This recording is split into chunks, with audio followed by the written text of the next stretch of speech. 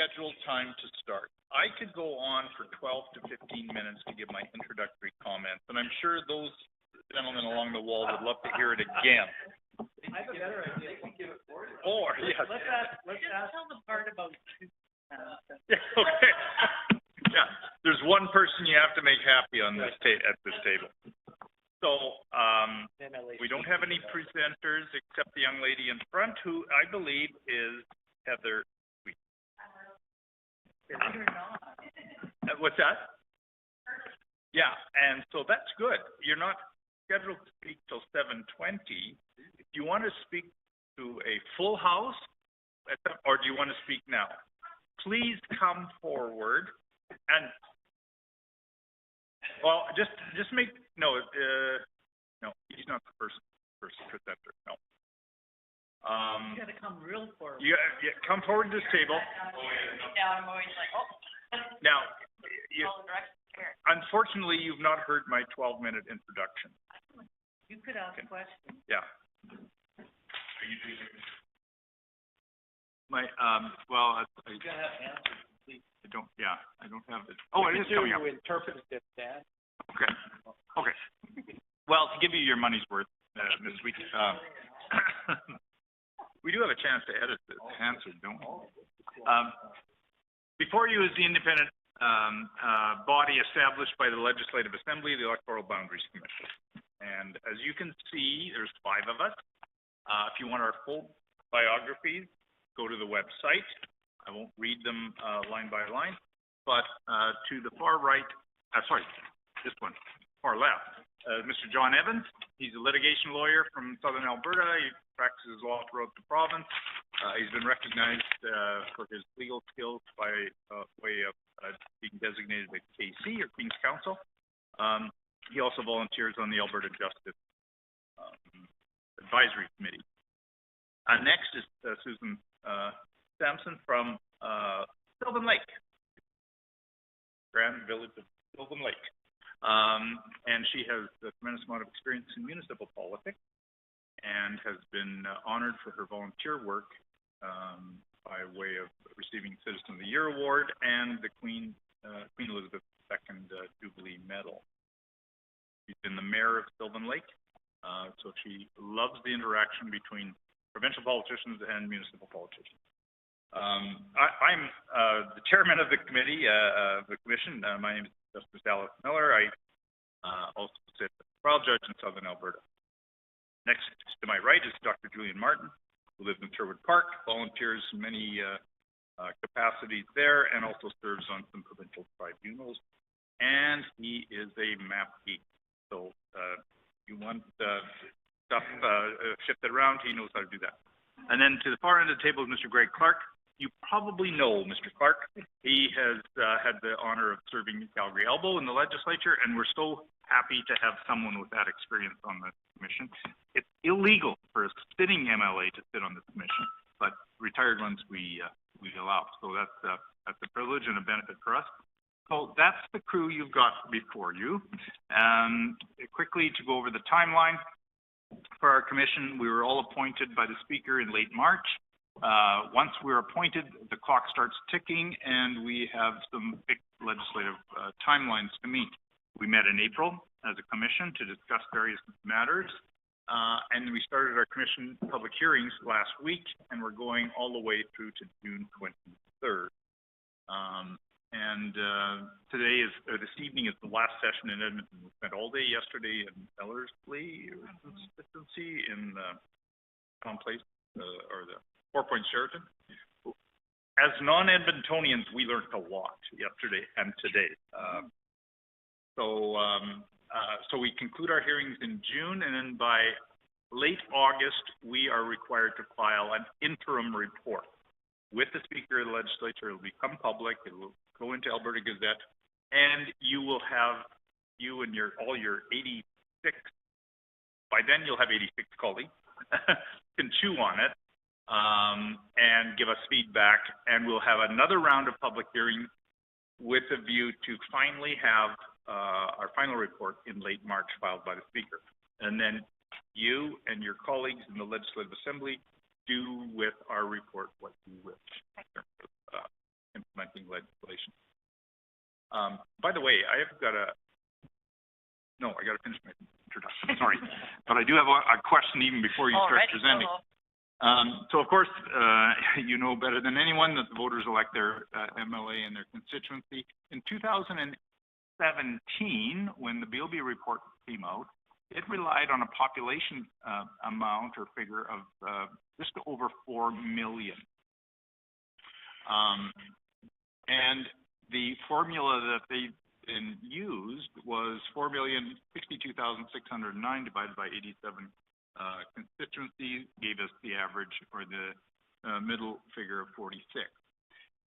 Effective representation gives us the range from low of -25 to +25. And so the range for 2017 report is before you. Our population figures for this commission are 4,888,723. That population figure is basically the 2021 federal census, which is regularly updated and verified by the province, by both Statistics Canada on a regular basis and by Treasury Board Office of Information and Statistics. So that figure is what we as a commission have decided to use. Okay. And then that gives us the average amount and the range of -25 to +25. So you have then some context of where we're working, what we're working.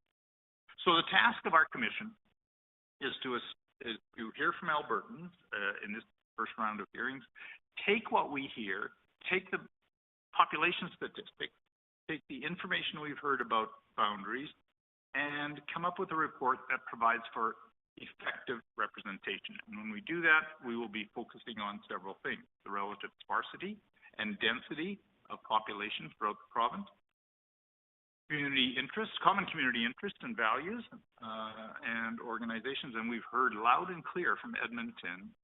We've learned a lot about the importance of community in Edmonton constituency. More importantly, probably in the rural areas, are geographic features, although geographic features have a role to play in city ridings as well. Communication and transportation lines and how they affect ridings are taken into consideration. We're also obligated to make sure that we provide understandable and clear boundaries that people can recognize where the limits of each riding are. And then finally, there's a catch-all phrase in the legislation. These terms are all in the legislation, as you're no doubt aware, of any other issues that we think are relevant to come up with our report and our recommendation. So now we're at the stage where we want to hear from Albertans, and that's the map that is in effect currently, and we're going to expand that by 2 and make some new lines. So, having heard that, are you still ready to present? Sure. Okay, great. We'll hear from you. You said you had a question, though. Do you want Yeah, let me wait till you're finished, because it's feedback for our second round, actually. Okay. 10 minutes. Yeah, I'm not a strict policeman on the 7 minutes. So Oh, okay, 7. So quick introduction, just for Hansard's purposes. I'm Heather Sweet. I am the MLA for Edmonton Manning, and I have been elected for 3 terms. So this is my second Boundary Commission redraw. I do want to give a little bit, and the reason that that's important to me is that I want to give a little bit of context about sort of some of the travels that we went through the last boundary for my riding specifically.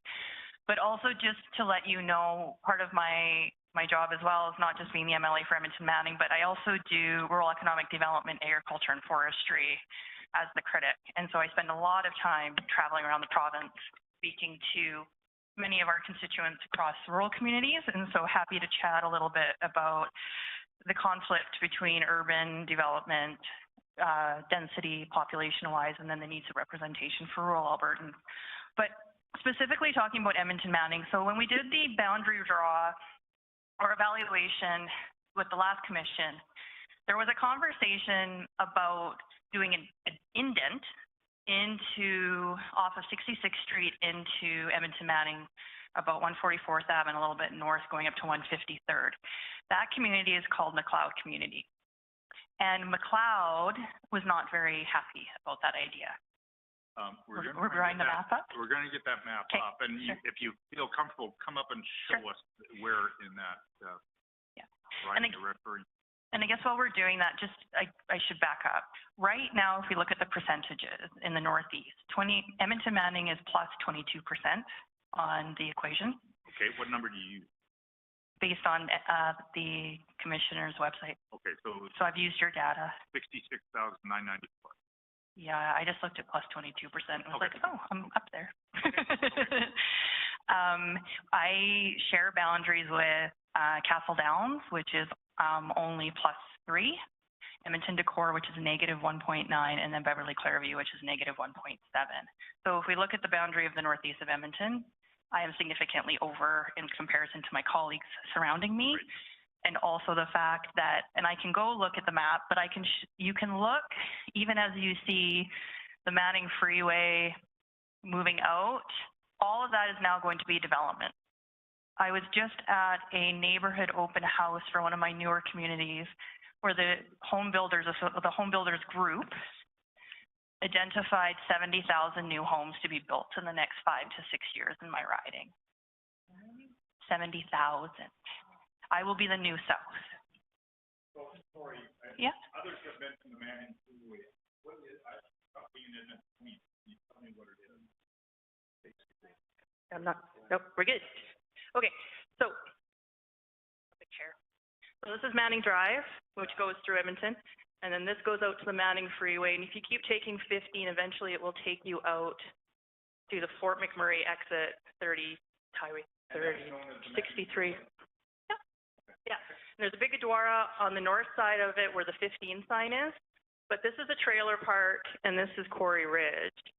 And all of this now is being cleared and developed. So there's houses coming in here already. This is now the City of Edmonton's park that they've made it their newest addition to the River Valley Park system. So it will not be developed. But they're saying 70,000 in here. Homes or people? Home. I will Really? be the new South Side, yeah.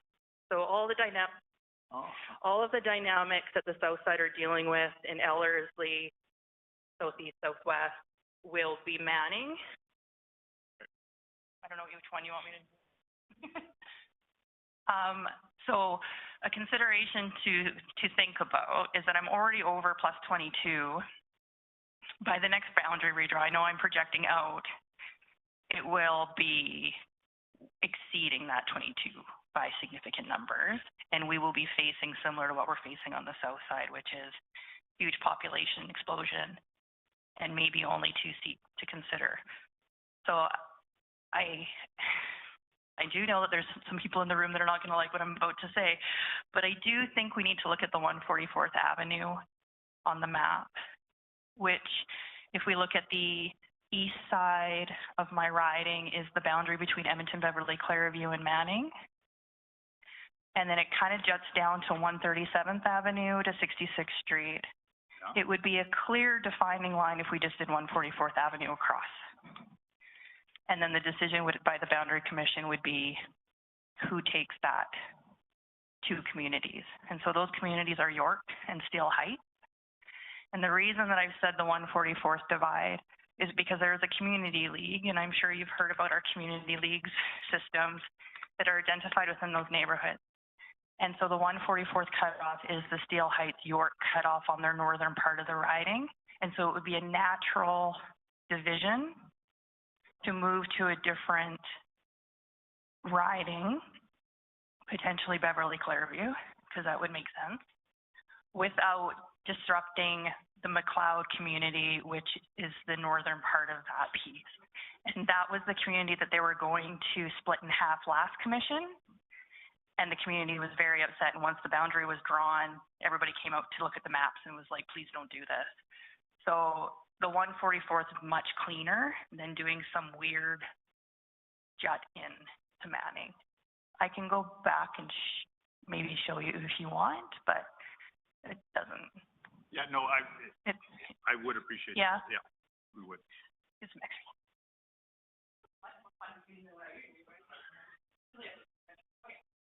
So 144th Avenue, this is Bev Claire now. Yeah. And then this is me. And if we just did this, which is the continuation of 144 across, Yeah, okay. it just naturally just takes this bottom out. What they were going to do last commission, for some reason, was put a line in here, go down this road, and cut in here, and it was going to cut this whole section in half, and that's actually a community that's attached to a community league, and that was why it upset people. Was because this community has been in existence for since 1950, and they want to continue to be their collective whole, if that makes sense. Because that's the only clean line that I could recommend if we had to adjust my population. Any idea what that population would be? No? Okay. We'll figure it out. that on the drive here. I was like, actually, no. Oh, better than I thought. 5,600. 5,717. No, it's not very many. But What's up? it helps. What else? Yeah. What else can you do? Yeah. It's a good start. I really like my people in the Northeast, so I feel like this is not politically the best conversation for me to have. Answer this way. Yeah, I mean, what I would say is that please don't add anymore. And even the conversation, Edmonton is Edmonton. There was conversations at some point about Redwater and Gibbons and that sturgeon, Morinville sturgeon. It doesn't make sense to come into this riding. It is going to be urban sprawl, high density. And they say 70,000 in the next 5 to 7 years. We'll see as the economy kind of figures itself out over the next little bit if it'll actually be that many. There's some possibility that the next commission can deal with the growth. I think so. You don't have to be that far projecting. No, but just recognizing that there is definitely tons of new bills already existing that weren't counted in 2021. Okay. Even those northern communities that are just inside the Anthony Henday, there's way more houses and high density in there now than there was before. Okay. Anything else? No, I think I ran out of time. Okay. Susan? Quick question, when you're talking about taking the bottom off at 144, as you move to the east in that next, I guess it would be a pyramid shape, would that be of any benefit, or tell me why we wouldn't consider 153 cutting it off and taking that section? So it's right across from 153, one side of it would be Manning Drive, 153, and the bottom of the boundary would be that 144th Avenue and the start of the North Saskatchewan. Yeah, going to the Anthony Henday. Yeah. So I appreciate, and that's my worry, is that that's what's going to happen. Oh, okay. It's because all of the new development is going in that area. And so I'm just thinking, as we're projecting forward, if, let's just say, the next boundary commission decides they're going to split this riding into two, the natural split would be the Manning Freeway, right? And so if we can try to keep that east side as cohesive as it is, knowing that there's so much development happening in there, I think it would make it cleaner so we're not pushing things back into other ridings later. Right. But hard to accommodate. But that's 15,000. Okay, thank you. Thank you. Don, Good to know. William? Oh, our resident capital I think city you see the rep. math going on. And fellow lefty. I like lefty. We've been struggling with the size, like you have, of your riding, and we've always been puzzled, haven't we, about why is this big blank space still there? And now you're here to tell us that it won't be long before it actually gets roads and houses and things. Now, my question is very specific to that, because developers say a lot of things about their future plans, and there's so many contingencies about capital and God knows what. So what we've heard people talk to us about future growth, which of course we're very interested in hearing about, but we have to know about what I call imminent and tangible construction, rather than speculate about the future. Because if we really could speculate about the future, we could just shut down commissions because we could solve it for 100 years and be all done. But we don't, like anybody. That's just absurd. So I don't want to lean too much on the prospect of 70,000 going in here. I have a similar problem somewhere between Gould Park and Fort Saskatchewan. Yeah. And at Bremner, ultimate build out is 70. But what's going to happen in the next 5 years is the critical thing. Yeah, same developers too. Yeah, it doesn't surprise me because you need to be a fairly big player to contemplate such a thing. Yeah, I think it would be safe to say there's at least 20, only because we do have 4 neighborhoods that have the infrastructure and everything's been laid, and there are houses popping up kind of lot-wise in those communities. We're also seeing the Ontario splurge, I guess, like literally went to an open house and people are buying them without even seeing them because to them they're cheap, right? And they're not. They're like $800,000 houses, but you know, that works. And so they're like houses in my area are going within like a week on market. I drove through this district 2 weeks ago, and I was stunned. I mean, we'll go through down 153 out to the Henday, and all through there is chock-a-block. I think there's still, there's like an old cemetery and a few bits of historical stuff, but it is becoming a very dense set of neighborhoods. So I'm not here to dispute your claim about the growth. It's just how much we're going to see, how soon. Right. And I think, in fairness as the representative, I'm happy to continue to do whatever comes in the next year and a half, maybe longer, we'll see. But there's been substantial growth since the whole time I've represented the area. And so you just adjust. And there is a trend. If you lived in like in the south part of the northern ridings, like McLeod and Kilkenny and Fraser, you probably just bought a house a little bit north into the newer area. My whole street is everybody went to high school together. Like we're just the north is very, like we say north side and we mean it. Like we all grew up together, we all went to school together, and we will continue to raise our kids together. It's the hood. It is totally the hood. Yeah. So different than the south side. They have no idea.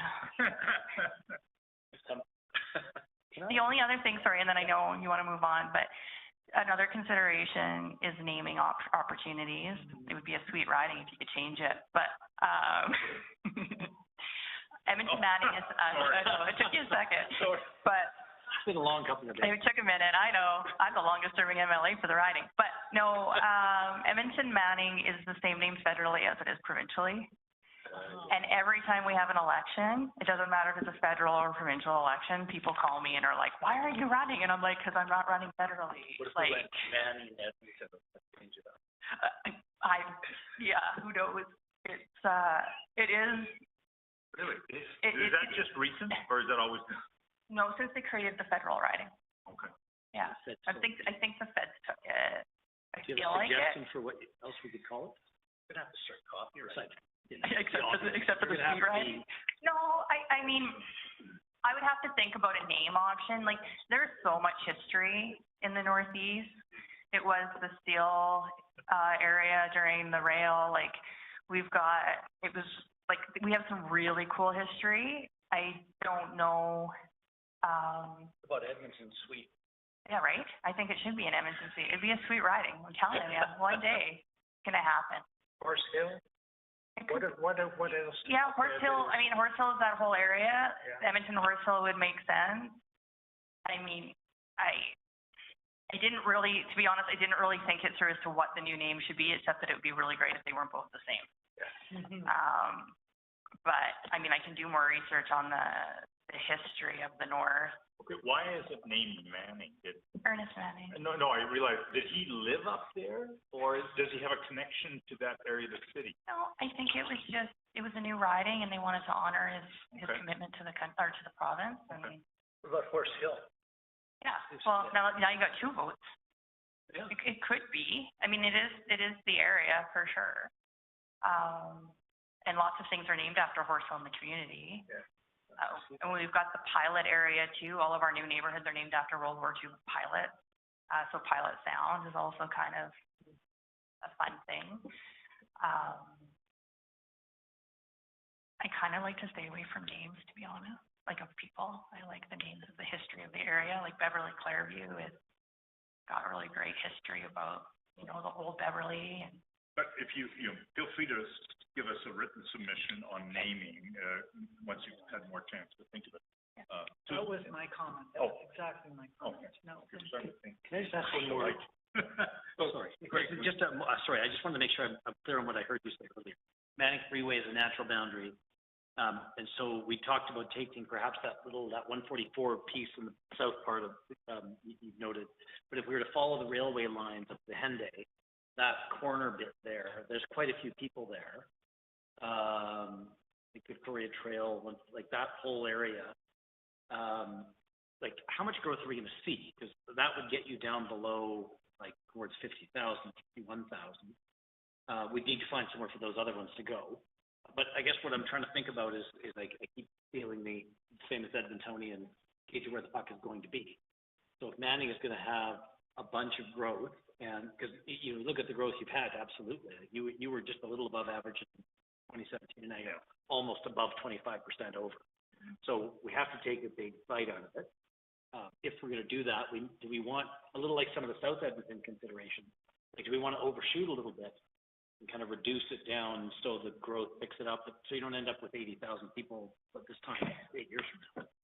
so my response to this, I'm having an emotional reaction, which is quite funny for me, is that I love Fraser, which is that community, just because of the history of it. I think you're going to have to make that decision because my heart is attached to many of my communities just because I've represented them for almost 10 years. And so I'm like 144th cut off with York and Steele was very clear to me in the sense of just, I spend a lot of time at Fraser's. We built their playground. So there's a part, I'm not the one to ask this question. Okay. To you. So, but I just Don't make me give away the bigger question is, it is a natural grouping that stays that should be together somehow. Yeah, I think that it would make sense. I mean, where that gap is above 153rd, though, it is being developed as of right now inside the Anthony Henday. So it looks like there's nothing there, but there are houses now. It's Gorman. It's the new Gorman community. And then on the other side of the Anthony Henday by the trailer park is also all of new development, and there's a ton of subdivisions in there already. So it's just the problem is that at some point, I actually believe where the Anthony Henday is, that whole east section is going to be its own riding at some point, which is why I'm hesitant to pull stuff out. But it's also because I love Fraser on the record. So there's lots of development just east of Coleman's greenhouse, Yeah. right? Yeah. So that's a big development pot. Because once people have committed to cutting up black earth to put in neighborhoods, they're going to continue to do it. Yeah, that's where the 70,000 are going to be. Yeah, and there's going to be conflict. I mean, the greenhouse, Coleman's is there, the tree, Arrowhead is there. But yeah, that's right by the trailer park. Yeah. And the people that are all sitting watching this are actually Northsiders too, so I'm sure this will all, don't hold it against me. Thank you. Actually, I have my question was not in relation to anything here, but in the process, as I was going through the timeline with you, you were following closely. If we issue our report in October, our interim report, what would you say about us just simply having virtual hearings leading up to the final report? On the map? Yeah. I actually think your engagement is going to be higher if people can go online and look at the map. It gives them time to think about it too. I'm a big fan of giving opportunities as many ways as you can. Yeah. So I also want to say thank you because like this is really hard sitting on committees and doing it for 3 days straight without really a break. So I appreciate you for doing. Well, Edmonton. So yeah, I can't believe you're going until the end of June, but I appreciate you doing all of this. Okay, well, thank you very much. Thank you for your great conversation and presentation. As I've said to other MLAs, all presentations are equal, but it's especially gratifying to hear from people, elected representatives, that walk those streets, drive that pavement, and know the riding inside out. So thank you so much. Okay.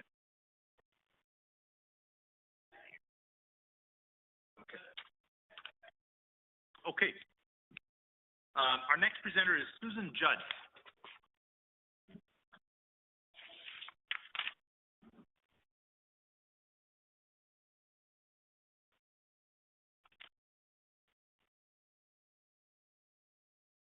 Hello. Good evening. So my name is Susan Jubb, Jubb. I think they have Jud. Oh, did I say Judd? Sorry. Yeah. Judd.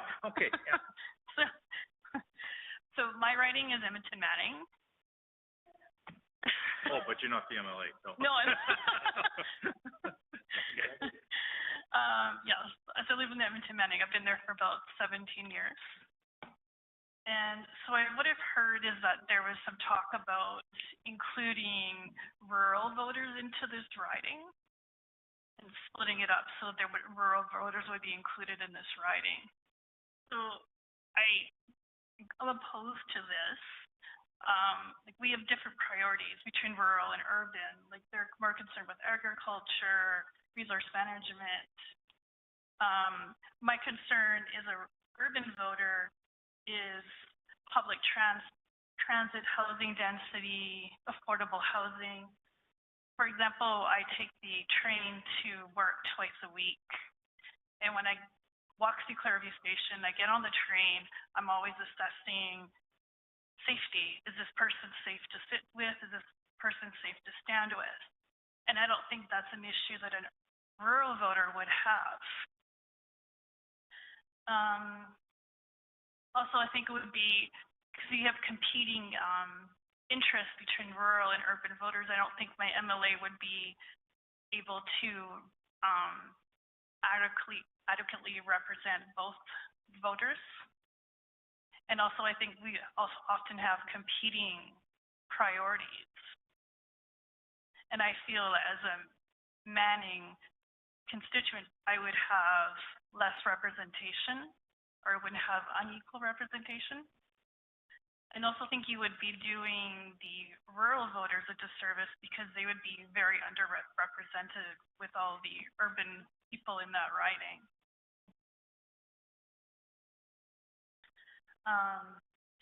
Yeah, that's all I have to bring up. Okay. Questions, starting with Greg then?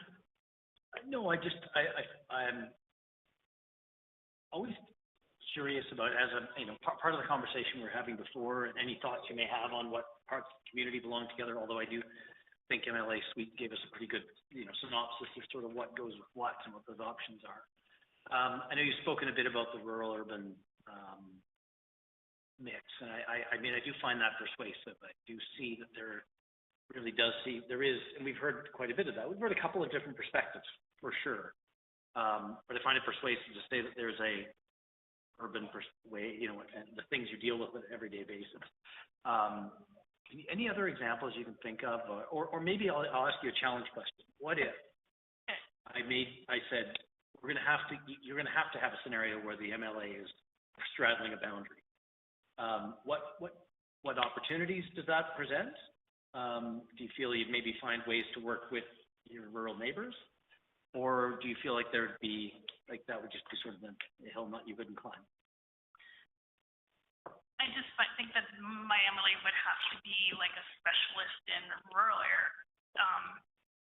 priorities and urban, and then I think that both of us are being disserviced by that. Thank you.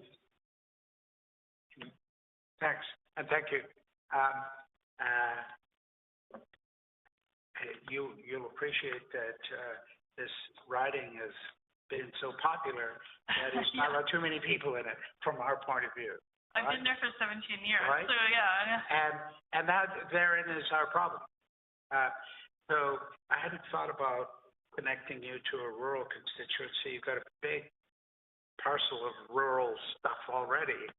But really the practical question for us is, we've heard from, how to put this? We've heard from your MLA about the imminent development of new neighborhoods outside the Henday, as well as inside the Henday, 150 Green and the like. Do you anticipate that outside the Henday, on the west side of 15, Manning Freeway, that is, do you anticipate new neighborhoods going in that area as well? So, the Manning Freeway goes up here towards Fort Sask. And so we're looking at down by Coleman's, there's new developments and probably more. But are there any coming out here, do you suspect? Not that I know of, but there's like a lot of development coming in, like just north of Clarity Station. They've got like 3 or 4 big condo complexes, just the framing set up. Right. And they're huge. I'm not sure how many people that's going to be. Okay, that's just, the west flank of Fort Road? No, it'd be Manning. It would be on Manning, but it'd be just north of Clarity Station. Okay. Just like walking distance to Clarity Station. Thank you. I spotted it now. Thank you. Do you have any other suggestions on a name for Manning? We could go Edmonton Northeast. It's boring, but it's not named after anybody. Yeah, logical. Okay. If you think of something, you can always submit it, because I know that's sort of a pressure question. Yeah. So, thank you. No questions. Okay. Thank you. Okay, well, thank you very much, Ms. Jubb. Okay, thank you. Thank you for coming. Leslie Thompson is our next presenter.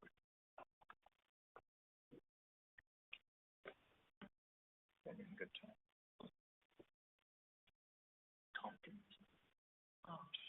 Thompson. Right, okay, thank you. An H and a Okay, introduce yourself, ma'am, and tell us which riding you're from. My name is Leslie Thompson. I'm from Edmonton, Beverly, Clareview, a lifelong North Sider. So yes, from the hood. So I'm here to talk about Beverly Clareview, and I'm here to speak in strong support of keeping Beverly Clareview with the existing boundaries that we currently have. And this is because it's more than just a map. So I have up there a small version of the Beverly Clareview map. We're a community. We're all connected. And we have a cohesive, historic, and we're a growing part of Northeast Edmonton. And we reflect how people live, work, move, and connect. And splitting it apart and changing the boundaries right now would fragment the community that's there. And like I said, all of our communities are connected. So I got a photo of one of our community leagues as well, and they work hand in hand with the communities in the area. We actually have a community league zone per se, where everybody kind of works together and helps support each other. We can move to the next slide.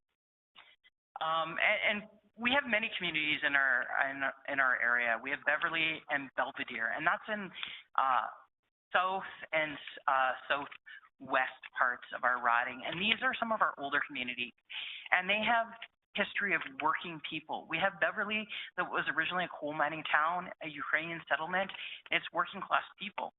Belvedere, and it still is working class people. Belvedere was key post-war growth and hub. It was also known as the packing district for Edmonton. So Gainers, Packers, all of them, that's where it was. It's being redeveloped now. There's new housing that's going in. And we have all walks of life there, as well as Belvedere LRT is an anchor for our area, where people from Beverly come in to use the train. It's a quick bus ride there, and it connects to the major transit. With now in Edmonton, with our expanding LRT line, it takes people anywhere in town. And we have our strong intergenerational ties and their cultural identity. It's more than just Ukrainian people. We have Somali people. We have people from all over Europe, Africa, you name it. It's a place, North Edmonton was a place and still is a place where newcomers come and they make it their home. So now to the Clareview part, we started in the 70s with newcomers as well. We have diverse family-oriented, transit-connected neighborhood, transit-orientated neighborhoods. We have the Clareview LRT station there. And within walking distance from the Clareview LRT station, you have major grocery stores. You have Superstore, Clareview. You can even walk to Costco and bring a buggy and take it downtown or whatever. But people are connected. People can get to where they need to get quickly on foot, on bicycle, or via vehicle. And then our central hub in the community, whether it's in the southern part or the northern parts, is our rec center. The Clareview Rec Center has, within the last 10 years, was renovated, and it now includes a pool, a skating rink. The library is there. There's a school for kids that are upgrading their high school that didn't graduate in the 3 years of high school. And that whole area connects the vibrant community that we have. And as I was also saying, our community leagues earlier, we share resources, we volunteer ideas. We have community leagues that share different groups for events. We have a community league in the South Beacon Heights who does an annual music festival. We have Bannerman, who is now doing monthly music nights in the summer. And even though these people are about a 10-minute car ride away and you wouldn't think they're connected, they are, because they work in the neighborhood, they live, they eat, sleep, play. Beverly, Clareview. We're not a silo. We also have a diverse community. 34.9% of our community is a visible minority. It's not just Caucasian folks, white people. 10.8% is Muslim, and we have 10% Indigenous. So as you can see, it's a varied community. And it's different from our surrounding communities and bedroom communities like Sherwood Park and Fort Saskatchewan. Very, very different. And that also leads us in here to the socioeconomic difference. We have the homes in Beverly Clareview. It's one of the most affordable neighborhoods or ridings in the province and the city. I took Gold Bar here. It's a little bit higher. And then you have Sherwood Park that's even higher. Gold Bar is to our south. Our river to the south of us is a dividing line. We have Anthony Hende on the east, which is somewhat a dividing line as well for where the people live in our riding. And that's it. Thank you. Okay. All of our photos are from the neighborhood. This is from lovely Beverly, where the swing is. Okay. Mr. Evans, any questions? It looks like Clareview is actually in Edmonton Manning. Is that right? Nope, Clareview is in Beverly Clareview. I must have a broken map. We are,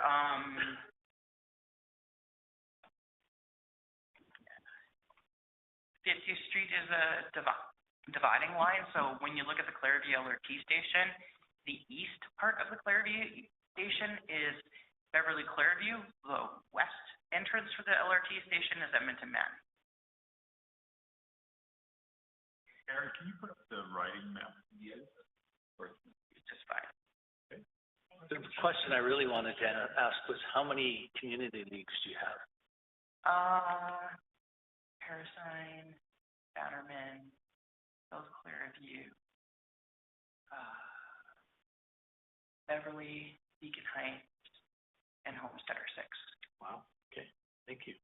6 community leagues, but South Clairview actually houses many communities. So South Clairview is the community, but it houses Sifton, it houses Belmont, it houses Carahan, it houses Canyon Ridge. What do you mean when you say it houses them? Like, so for Bannerman, if you take Bannerman, for example, it's an easy area. The community league's right in the center of the neighborhood, and everything around is Bannerman proper. Where if you look at South Clairview, that's the community league, it has the neighborhoods of Carahan, Canyon Ridge, Belmont, Sifton. It has 4. Sometimes when, As part of their community. yeah, Okay. so they bring all those into them. You see that sometimes in newer communities where they build one community league and then they absorb other neighborhoods. That's true. Susan, any questions? No, I'm good, thank you. Julia? No, thank you. Oh, well, I have one with, it's just, it's a constant puzzle to me, how Beverly Clairview in all these maps for donkey's years ends up with all the gravel pits on the other side of the river. Yes, yes, we have gravel pits and the garbage dump. Yeah, that's true. Mm-hmm. At any rate, you know, the river is beautiful where you live. Mm-hmm. And that really, perhaps makes up for that. Yeah. And so you described, the connectivity, for your community leagues through, public transit typically. And again, as I pointed out to, someone this morning, I mean, you have to cross, the Yellowhead. There's only 2 major ways to get across the Yellowhead, to go south or to go north, as the case may be. Yeah, 50th Street. Yeah, there's 50th Street, and there's another road. Victoria Trail. Yeah. So do you find that's problematic? I mean, they're wide enough for pedestrians? No, it is not problematic. Actually, something that he didn't mention, we have 2 parks, Hermitage and Rundle, and they connect through walking and bike path, as well it connects to the Kennedale Ravine. It's kind of dead center in the middle of the riding, and they all connect with a path, as well as the sidewalks and the roads are wide enough to get in with ease to Victoria Trail and 50th Street, double lanes. Perfect, thank you. You're welcome. Mark? Just quickly, if you saw MLA Suite's sort of suggestion there. Yeah. Any thoughts on that or any alternatives then, if we were to go? What was her suggestion? Or suggested everything south of 144 and west of 15, which would be Manning Freeway. Move into Beverly Clairview. Does that sort of fit with you guys? Looks like Manning Crossing, York Park, that stuff. Not necessarily, because not all the areas connect with the currently do. Everything that's east of Manning Drive or Manning Freeway doesn't have a natural connection to those areas. The Kirkness and Fraser area do have a connection to Beverly Clairview. But how about York? There's not a tie-in between Beverly Clairview and York as it currently stands. All right, thank you. They fall in a different district and community. Okay. Thank you. Okay, thank you very much, Thank Mr. you. Thompson. Appreciate your presentation. Mr. Brad Estes, or Estes?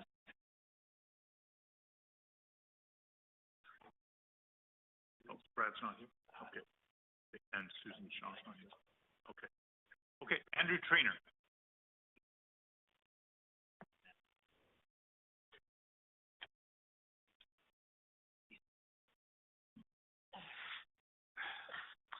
Good evening, Commissioners. My name's Andrew Trainer. I'm a resident of the riding of Edmonton-Rutherford, but I will actually be speaking today about the ridings I've spent most of my life in and which I'm most familiar with, specifically St. Albert and Morinville-St. Albert. I'm currently a lawyer, but I've previously had the wonderful opportunity to work in provincial politics as both a campaigner and an organizer, as well as a constituency assistant in St. Albert and the surrounding area for more than 6 years. My kind of starting thesis here is that I believe that the previous commission did draw a fairly generally effective map, and that there's a lot that this commission can preserve from that map to meet Alberta's present needs and ensure that our elections continue to be fair and representative with only minor changes. I'll first provide a brief overview of effective representation before elaborating on what I would argue is the most straightforward way for the commission to guarantee effective representation, specifically by pairing like communities with like communities. Next, I will share some thoughts on the two ridings that I know and love the best, St. Albert and Morinville-St. Albert. I'll also discuss some of the ways in which the boundary changes could affect our constituency offices and their ability to provide services to residents. The purpose of Alberta's electoral boundaries is to guarantee effective representation, as required in the Charter of Rights and Freedoms. The other criteria that the Commission may consider, for example, population growth, density, geography, communities of interest, must all be considered in light of that core policy purpose. Effective representation is defined by the Supreme Court of Canada under the preference for electoral boundaries of Saskatchewan as a balance of two goals that have a bit of a kind of countervening aspect to them: ensuring relative parity of voting power by ensuring that as many votes as possible are effective. For example, that they're not diluted unreasonably compared to another group of citizens' votes. And secondly, ensuring that that pursuit of parity does not eclipse the other goal of providing for a representative legislature. The court notes that geography, community history, and minority representation are key factors, but it also suggests that shared cultural backgrounds, electoral competitiveness, and shared economic interests should also be factors worth considering. Therefore, it would follow that dividing Alberta up into 89 equally populated chunks will not provide effective representation, as I'm sure the committee understands. Instead, we must ensure that the map continues to give due deference to the types of communities that Albertans choose to live in, recognizes the reasons why they choose to live in those communities, and allows them to elect MLAs who will effectively represent those shared interests. I believe that the Commission can best fulfill this policy goal by ensuring that the boundaries, wherever possible, prioritize pairing like communities with like communities. People choose to live in suburban, urban, or rural communities for their own reason. It follows logically that they should be electing MLAs who understand their lifestyle, their values, their cultures, and interests, rather than having to compete within their own riding against residents who live in a different type of community in hopes that the MLA will prioritize their concerns instead. Minimizing the number of ridings that meld community types within the same boundaries, while sometimes unavoidable, is the easiest way to prevent these sort of representation problems and represents the simplest path for the Commission to effect parity. Like communities can be paired with like communities, taking account for their cultural, historical, geographical, and economic boundaries until the population threshold is met. In urban centers like Edmonton and Calgary, this could be as simple as redistributing the pie to allocate for new high-growth areas. By adding 2 new ridings to the legislature, it'll allow for growth to occur in a planned-for manner in our cities, as some of the other presenters have noted with Beverly, Clairview, and Manning, without offloading those city voters into surrounding rural and suburban ridings and swamping those other types of community voices, while also ensuring that the number of rural ridings can remain consistent and not be excessive. Small urban ridings, which are the ones that I'm most familiar with and most concerned with, have their own challenges, but they also provide an opportunity for the Commission to address some of the concerns above. In the last boundary redistribution, the Commission at the time created what I would call a pretty close to perfect pair of riding, a little bit biased, in St. Albert and Morinville-St. Albert, which I would submit should both be maintained basically unchanged, and which can also provide an effective precedent that the Commission can employ for other small urban and suburban ridings throughout the province. In redrawing the boundaries of the St. Albert area, the last Commission listened to community feedback and presented a wholly small urban St. Albert riding, as well as a new rural-urban combination riding that reached northwards into Sturgeon County, including the town of Morinville, rather than reaching westwards and including the very separate and very distinct town of Spruce Grove. These 2 ridings have served very well in providing voters with effective representation and satisfying the factors set up by the Supreme Court and the legislature. In 2 elections, these ridings proved relatively competitive, with candidates needing to seek and win votes in all portions of each riding in order to have a shot at being elected. Morinville St. Albert largely escapes the concerns that I've noted for urban ridings. Specifically, that one group of voters will be able to dictate the election results to the other by ensuring that it has a balanced proportion of urban voters in the St. Albert chunk, small town commuter voters in Morinville, Bonnecourt, and Gibbons, and truly rural voters in the smaller towns of Legal, Redwater, and the farming and acreage communities in between. This ensures that no candidate can convincingly win by running the table in one part of the constituency at the expense of the other. In 2023, a very tight, competitive, and healthy election, both of the two leading candidates were able to put together a multi-community coalition to build competitive campaigns. Additionally, the riding's design embraced that principle of like with like by pairing communities together to reach a full representative riding. St. Albert residents have enough in common with Morinville, warrant inclusion in the same constituency. They're both Edmonton area suburban commuter communities, have a strong Francophone, Catholic, and Métis historical element. They're an economic through line in Highway 2, and both see themselves as being distinct from Edmonton and rural Alberta on a lifestyle and cultural perspective, enough to be a natural pairing with each other.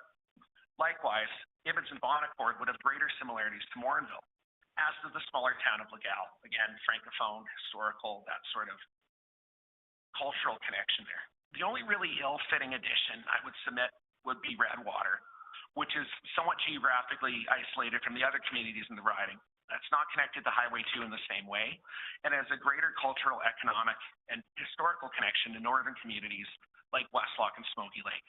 Indeed, in a prior representation order, I believe it was actually included with the formerly Athabasca, Morinville, Redwater riding. Until St. Albert's population grows to an extent where it can support two standalone urban constituencies like Lethbridge or Red Deer at present, the Commission should follow the example set by past commissions and maintain a wholly urban St. Albert riding, paired with a North Region riding that includes St. Albert, Morinville, and other culturally and economically linked Sturgeon County communities. Turning for a moment to the standalone St. Albert riding, I would also submit that these riding boundaries are largely perfect. There's not really much of a need to change them. While recent changes to the Act would permit ridings in suburban areas like St. Albert to reach into the larger cities of Edmonton and Calgary, I would submit that doing so in St. Albert, and indeed most of the communities surrounding Edmonton, would be a significant mistake, and that it would compromise effective representation both for St. Albert voters as well as Edmonton residents and voters.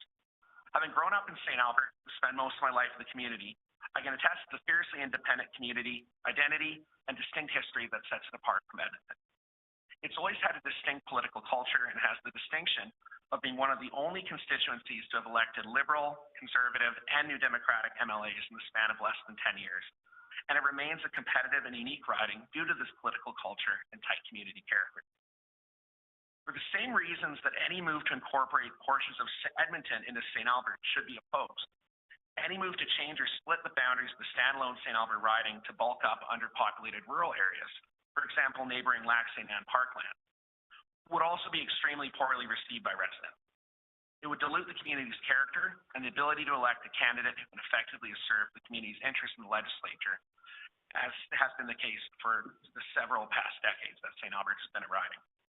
If there's any need to adjust the regional boundaries to accommodate population growth in this area, I would suggest the boundaries of Morinville St. Albert could be extended slightly westward, encompass the growing Jensen Lakes and Elysian Fields neighborhoods, as well as Deer Ridge and North Ridge, while shaving off Redwater to allow it to be added to the less populated Athabasca Barhead Westlock riding, with which it has a greater community connection.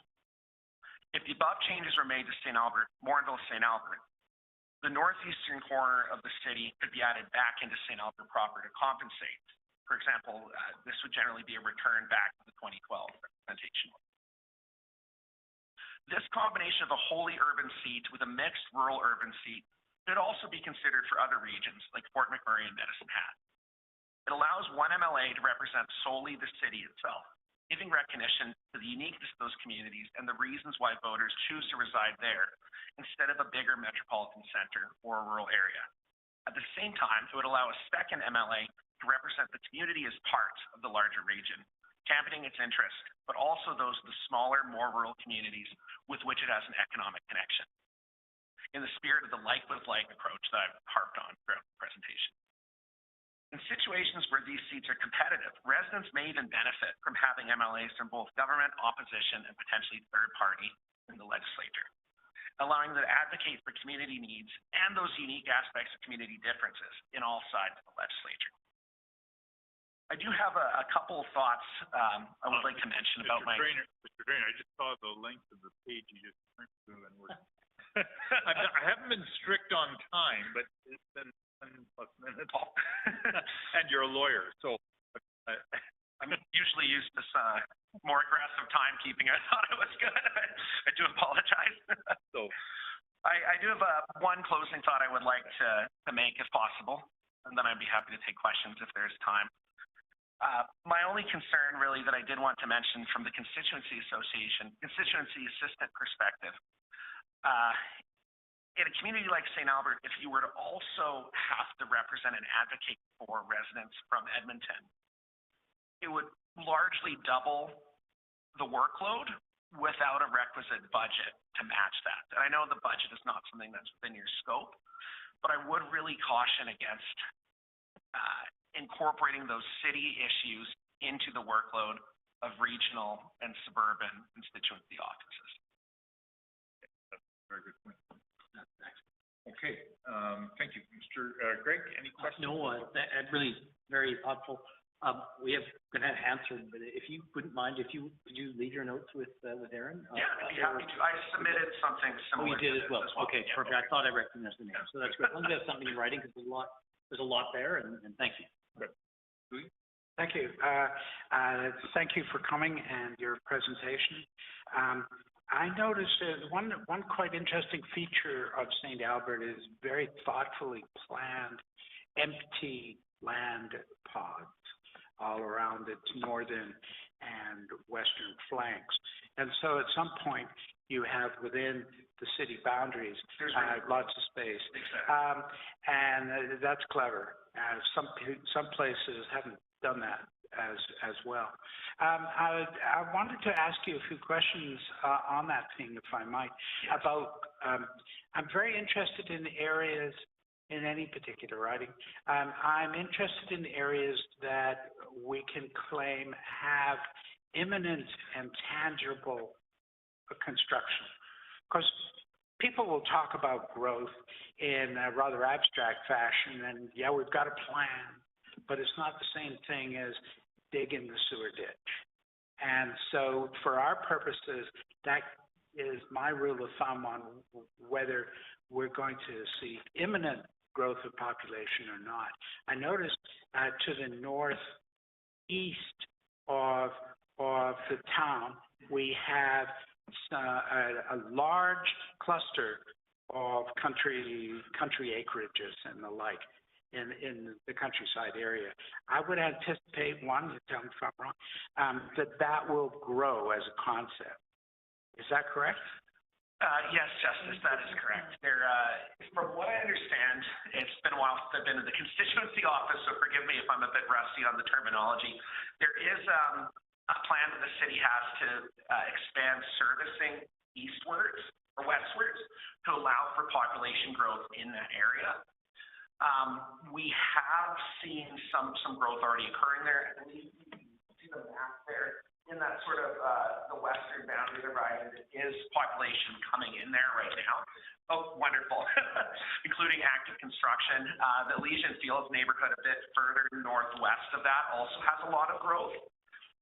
I did actually provide a bit more detail in my written submission to incorporate that. So I will defer to those, but you could scooch the boundaries a little bit to the west to incorporate areas that likely will be unlocked, especially with Ray Gibbon Drive being twinned and expanded, hopefully into the new alignment of Highway 2.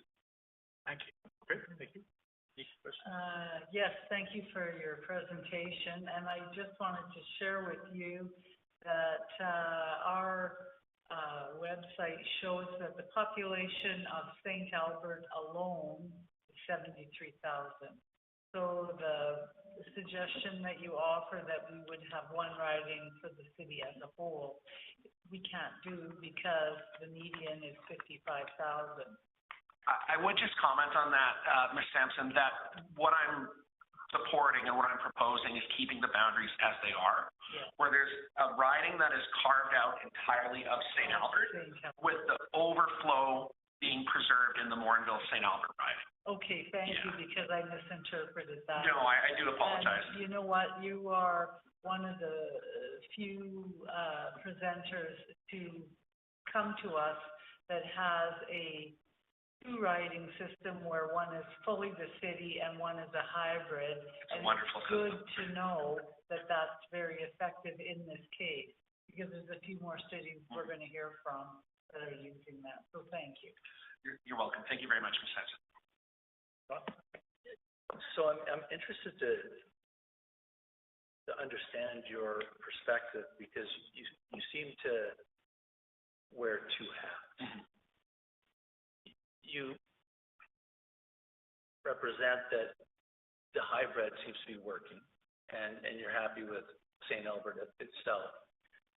But when you mentioned that if you had to, in one of the scenarios, if we had to put a portion of St. Albert into the city, or a portion of Edmonton into St. Albert, that wouldn't work because there was such a difference between the suburban St. Albert and the urban Edmonton. But is there really that much of a difference? So I would posit, yes, that there would be actually a fairly substantive difference. But why doesn't it work? Why can't that work as a hybrid when the urban or the suburban rural works as a hybrid?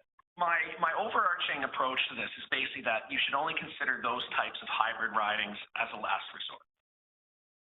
The goal of effective representation would be ensuring that all voters are electing someone that have a similar experience, similar perspective, to ensure that the MLA that they're electing can truly serve their needs and isn't beholden to multiple masters within the same riding. That's happening more in St. Albert, right? I would not argue that it is. What I explained in my submissions, and what I directed the written ones as well, so there's a bit more detail there. But in order to actually get elected in that riding, the candidates, the winning candidate and the losing candidate who came as close as possible, both had to compete effectively in all portions of the riding.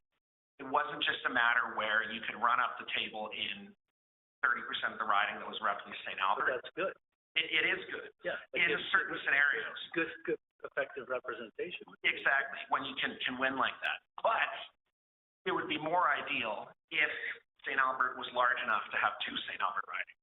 However, I wouldn't effectively, unfortunately, be able to add another 130,000 people to the city, as much as I think that would be wonderful. So that's theoretical. We're talking about what really happened. Exactly. And that's illustrative about what can happen in other 100%. And that means that when the legislature cannot create those idealized like with like boundaries, those rural-urban fused ridings can be a limited exception to allow for effective representation where the boundaries are can be less cleanly drawn.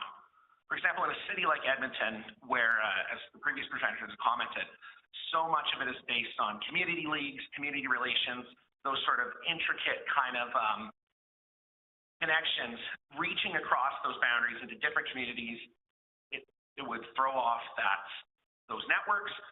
And we've also seen, I would actually direct to the most recent federal redistribution where something was recognized similarly in the St. Albert and North Edmonton riding, where that Edmonton chunk was carved off, put back fully into the city, and then St. Albert was integrated in with Puritan County communities with which it has more of a direct connection. I would also note that St. Albert is one of the oldest ridings in the province's electoral history. If we were to link it in with Edmonton, it would basically be overturning more than 80 years of provincial precedent. Yeah, but I think if it was, I'm gonna have to stop this because we've got sorry. Mr. Trainer, you've been a very entertaining presenter as we have gone way over time. I apologize. Cutting lawyers off is something I'm not unfamiliar with, so I'm sorry. Duly noted. But thank you for the opportunity. Make sure your written material stays with us. I will. Okay. Thank you. Our next presenter is Susan Shaw.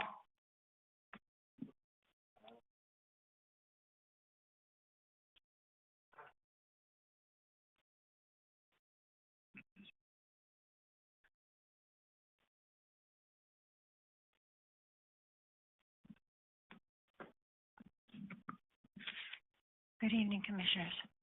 Good evening. Welcome. I'm not sure, I sent my presentation to Aaron this afternoon, but I don't know if he got it. I have copies for you if you want them. Or I can just provide them after.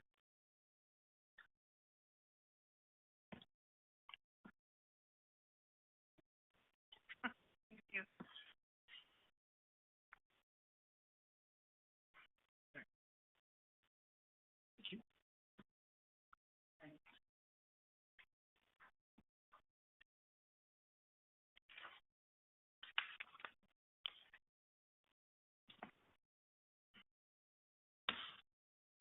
I'm sorry, I am not accustomed to public speaking anymore, so I will not be nearly as entertaining as the gentleman who preceded me. I've been retired for some years, and so this kind of thing is foreign to me now. However, having said that, I am very grateful for the opportunity to present to you some information about the constituency of Rutherford in South Edmonton, where I've lived since 1990. And I'm basically just going to follow my presentation, and I assume I might get ahead of you, but I might not. I am a senior, as you can see. I am a wife, a mother, a grandma, and previously I was a social worker predominantly in Edmonton, but also in the Leduc area for 37 years. I worked for the government, for nonprofits, and also for Edmonton Public, and for significant lengths of time. And most of my work was with children and families, although I did some individual work as well. I've observed a great deal of change, as you can imagine, in Edmonton and the surrounding area. During that time, my background is that I came from Regina, where I was born, to go to the U of A, and I just never left. And so my understanding is that Edmonton may receive one additional seat for the next election.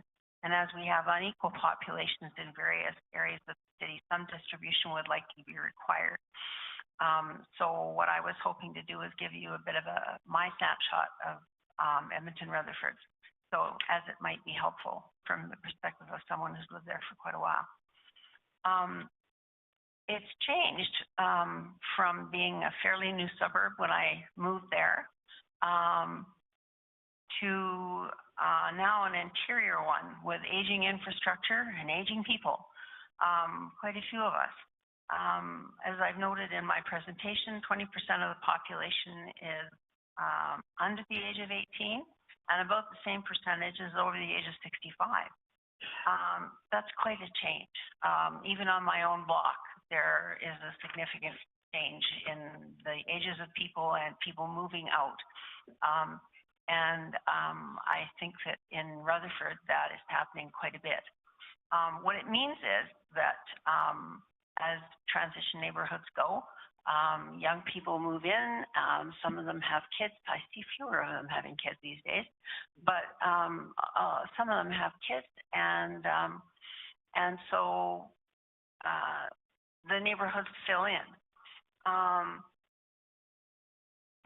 of the residents in our constituency own their homes, but due to the growing number of seniors, younger individuals are moving in. Even in some of the there are some really large homes in Rutherford, and those homes seem to get snapped up just as fast as the smaller ones. It's amazing to me, considering what they must be worth. The constituency has been a fairly stable collection of communities within the boundaries, even considering that we were, as the boundaries were changed last in 2019. I think that it's come together not too badly, because as I noted in my submission, south of Black Mud Creek. It's a newer area, and let me think, when my kids were, well, it's not that new anymore, I guess, in some ways, when I think about it. When my kids were younger, about, say, 11, 12, 13, and my oldest is now 43, that neighborhood was just going up down there. So, and where I am, the house was built in 1980. So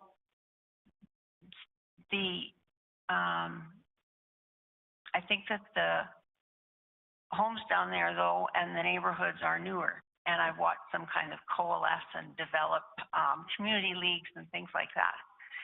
They have younger kids than in our neighborhoods. They used to be just filled with younger kids. Now I think some of them have moved out, obviously. But what we're seeing is a mix of cultures as well, because if you look at your stats on Rutherford, the predominant cultural denomination is white, but it's been gradually changing, and which is a good thing. And I think that some of that's due to the two high schools, because there's quite a huge mix. It's just like the United Nations in there. And so it's good to have, because it reflects the way the rest of the city is. It reflects what life in Canada is like these days. And as we have immigration coming in, usually those folks are looking for homes, and it's a very good neighborhood for them to move to. What I noticed, what I wanted to talk to you about partly, was the difficulties we've been having in Rutherford. And part of it has to do with, we have construction. We have a lot, and I'm sure other people have come to you and said, oh, well, you know, we have construction. We have LRT going through the middle of our constituency, LRT expansion. And so there's three major routes that are affected by that: 111th Street, 23rd Avenue, and 119th Street. And so I think most people who go out in their cars on most days now experience stress from trying to drive around in Rutherford, trying to get through it. Even if you're just going, you know, a few blocks, you run into some kind of problem because of that. And we also have been affected by the construction going on in our next door community to the west of Whitemud, where they have been having a major road construction smack down through the middle of it on Terwilliger. And so people have decided that it's a very good idea to cut through on our neighborhoods to get around it. And that's great for them, but it's not so good for us. So those kinds of things are a concern. The LRT itself has brought some issues that I think probably our city council could see were coming, but, you know, we're not so sophisticated down there that we didn't necessarily see it, or we thought, oh, well, you know, those problems will stay downtown. We've got a few people that come down because we're at the end of the line at Century Park there. We have people coming down there who don't live down there, and they don't actually know what they're doing down there. They just come down there and they hang out. That's not necessarily a very good thing. And at the same time, at that very location, the city has decided to increase the density. So there's been different kinds of housing going in the Century Park collection of I don't know what to call them. It's planned that there will be different kinds of housing going up right in that area, right next to the LRT, and it all kind of is to the east of the LRT station, because west is all developed. And so they left a piece open there that could be filled in. And it used to be a mall, And so the mall was taken down, and now it's being filled in. And that's going to make a considerable difference. When you were talking before, Justice Miller, about your interest in projects, in building projects and that kind of thing, that is actually happening in that area in Rutherford right now. I'm so sorry. Dr. Martin, pardon me. Going by where the sign is.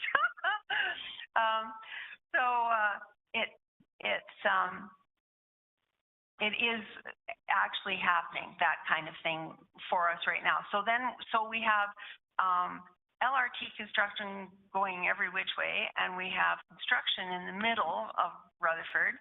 And it's not as bad right now as it is sometimes, because they've completed a couple of things and they're just working on some other things in that particular area. They don't do them all at once, but they're planned. And so it's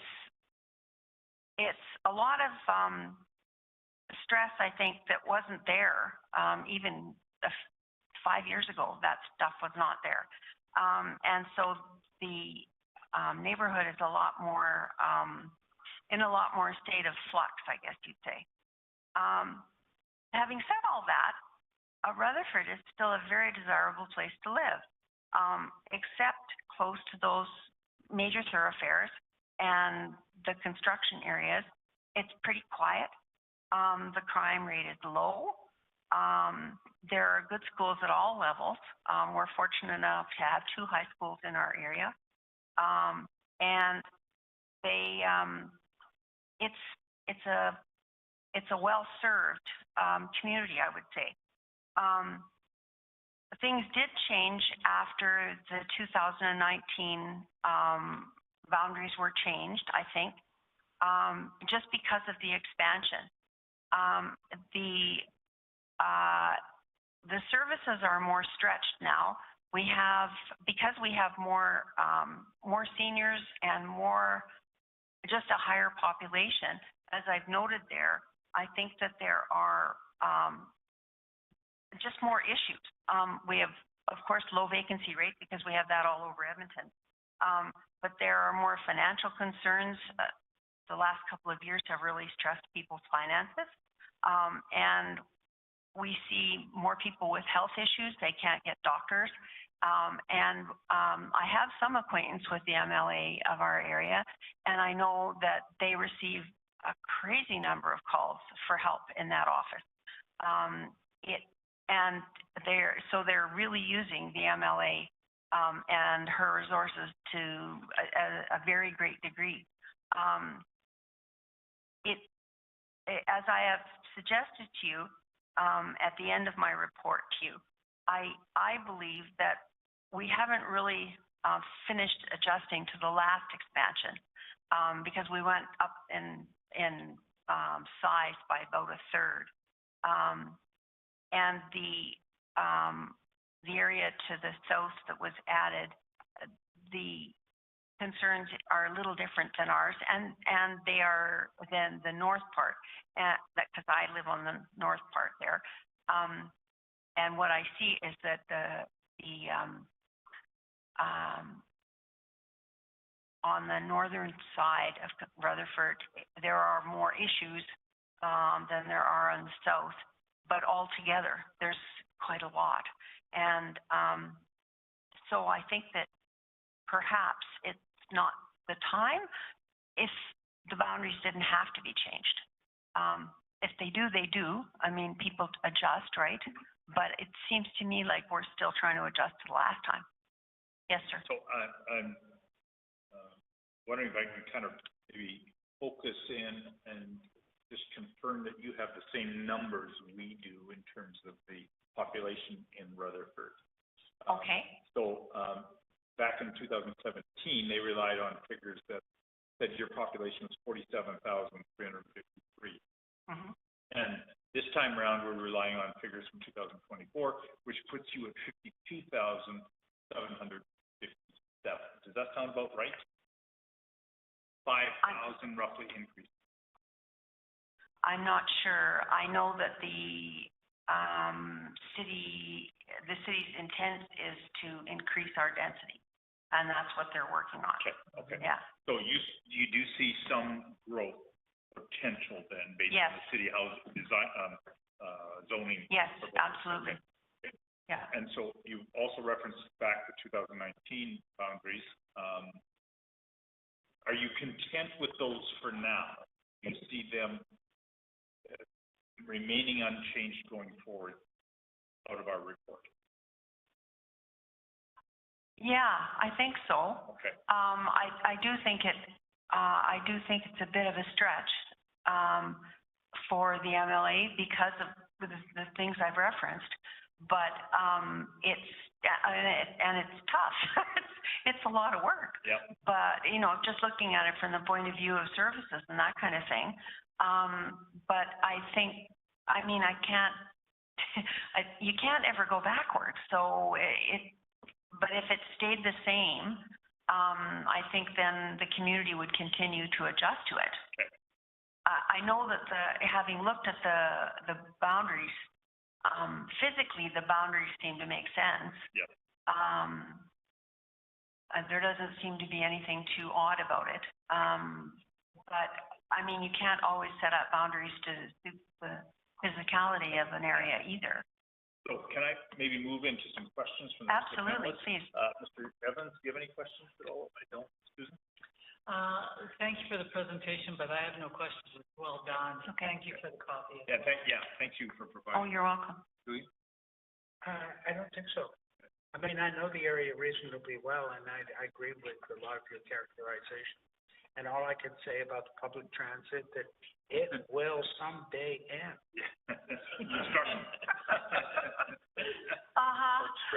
Hope springs eternal down Through there lately? Well, I've got on 26. I don't recommend it. No, I entirely agree with you. Yeah, thank you. Great. Yeah, no. Better than Calgary, we don't even bother building it in Calgary. Yeah, right. Okay, well, thank you. Thank you very much for the printed copy, Ms. Shaw. Appreciate it. You're welcome. Thank you so much for the opportunity. Thank you.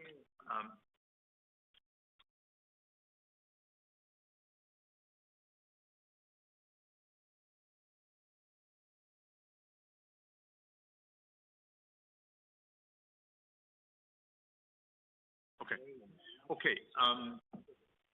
We're going to move on to the next presenters, and it may be a pair or a duo. Paul and Maria. Paul Brion and Maria Brion? Yes, please come forward.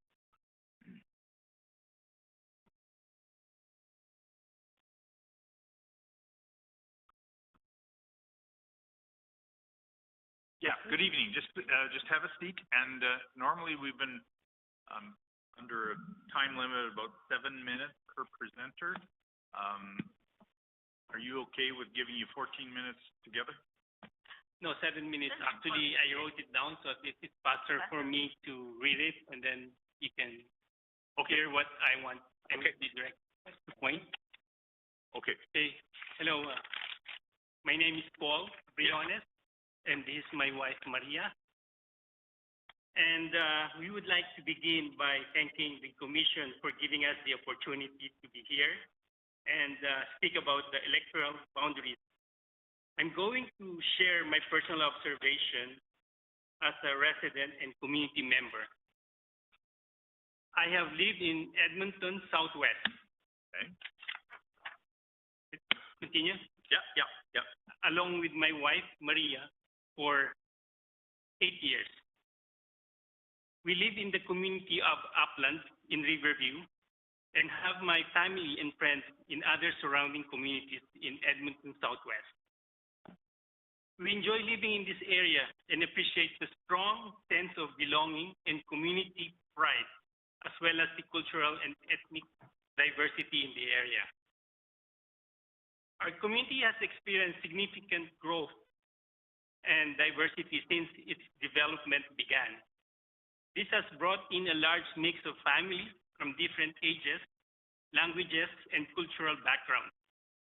The ethnic backgrounds of citizens in Edmonton Southwest is very diverse, with visibility minorities such as Chinese, South Asia, African Canadian, and Filipino Canadian, like my family. The diversity has led to richer community life with various cultural festivals, shared community spaces, and opportunities to learn from one another. My family had the opportunity to participate in unique events such as a regular Filipino Get Connected at St. Church and also volunteering at Asian Fest in Windermere. We are grateful to live in a community where everyone's culture and heritage are valued and celebrated. When taking into consideration the electoral boundaries, I would ask the Commission to consider the diverse culture and heritage that distinguish Edmonton Southwest from other communities. What brings us meaning is our culture. We don't want our riding and community groups to be separated and attached into a large rural communities. We want to ensure that our community and culture groups remain intact in the new electoral riding. It is important that our communities and our interests are well represented by our elected officials. I have been lucky to have Nathan Ip as my MLA. He represents the cultural diversity that I see in my community and appreciate his work in supporting the many communities that make up Edmonton Southwest and advocating for us. I thank you very much for your time and consideration. Thank you. Anything you wish to add, ma'am? Oh, that's it. I just thank you for, the opportunity to be able to present our side in the matter. Being immigrants, I am thankful for what Canada has provided for us, and I'm so thankful for the community that we are in right now. It's so welcoming and so diverse as far as race, religion, language, color, and everything like that. And we feel so much accepted in the community that we are in right now. And you indicated you've been living in Southwest for 8 years? Yes, sir. Is that your first community you moved to? No, we've been coming from the south side, from Millwood to so you were in Millwood? Yeah, we're going back because of work. Yeah. And we're just like 5 moves from since we're here in Edmonton. Okay. Mr. Evans, any questions? Well, I wanted to know that too. So you've been in Edmonton, you're now in the Southwest, but before that you were in Millwood. Right. And In so, Tamarack. in Tamarack. So tell me, I'm interested in the community connection that you're talking about. And so tell me the difference between where you are now and that community sense that you're talking about and Millwood. What's the difference? Yeah, we noticed that in the community where we're in right now, which is Southwest, the community is more diverse. In the south side, it's more like predominantly a different community. But now, we noticed because it's a growing community, right? The Southwest is Millwood is more established community. There's already people settled there for quite some time, and I noticed that immigrants have been coming not only from other countries, but also those moving from other parts of Canada. They've also been moving into the Southwest area. So we've met a lot of people from different parts of Canada, from the East mostly. In fact, my daughter recently got married to someone who's coming from the East.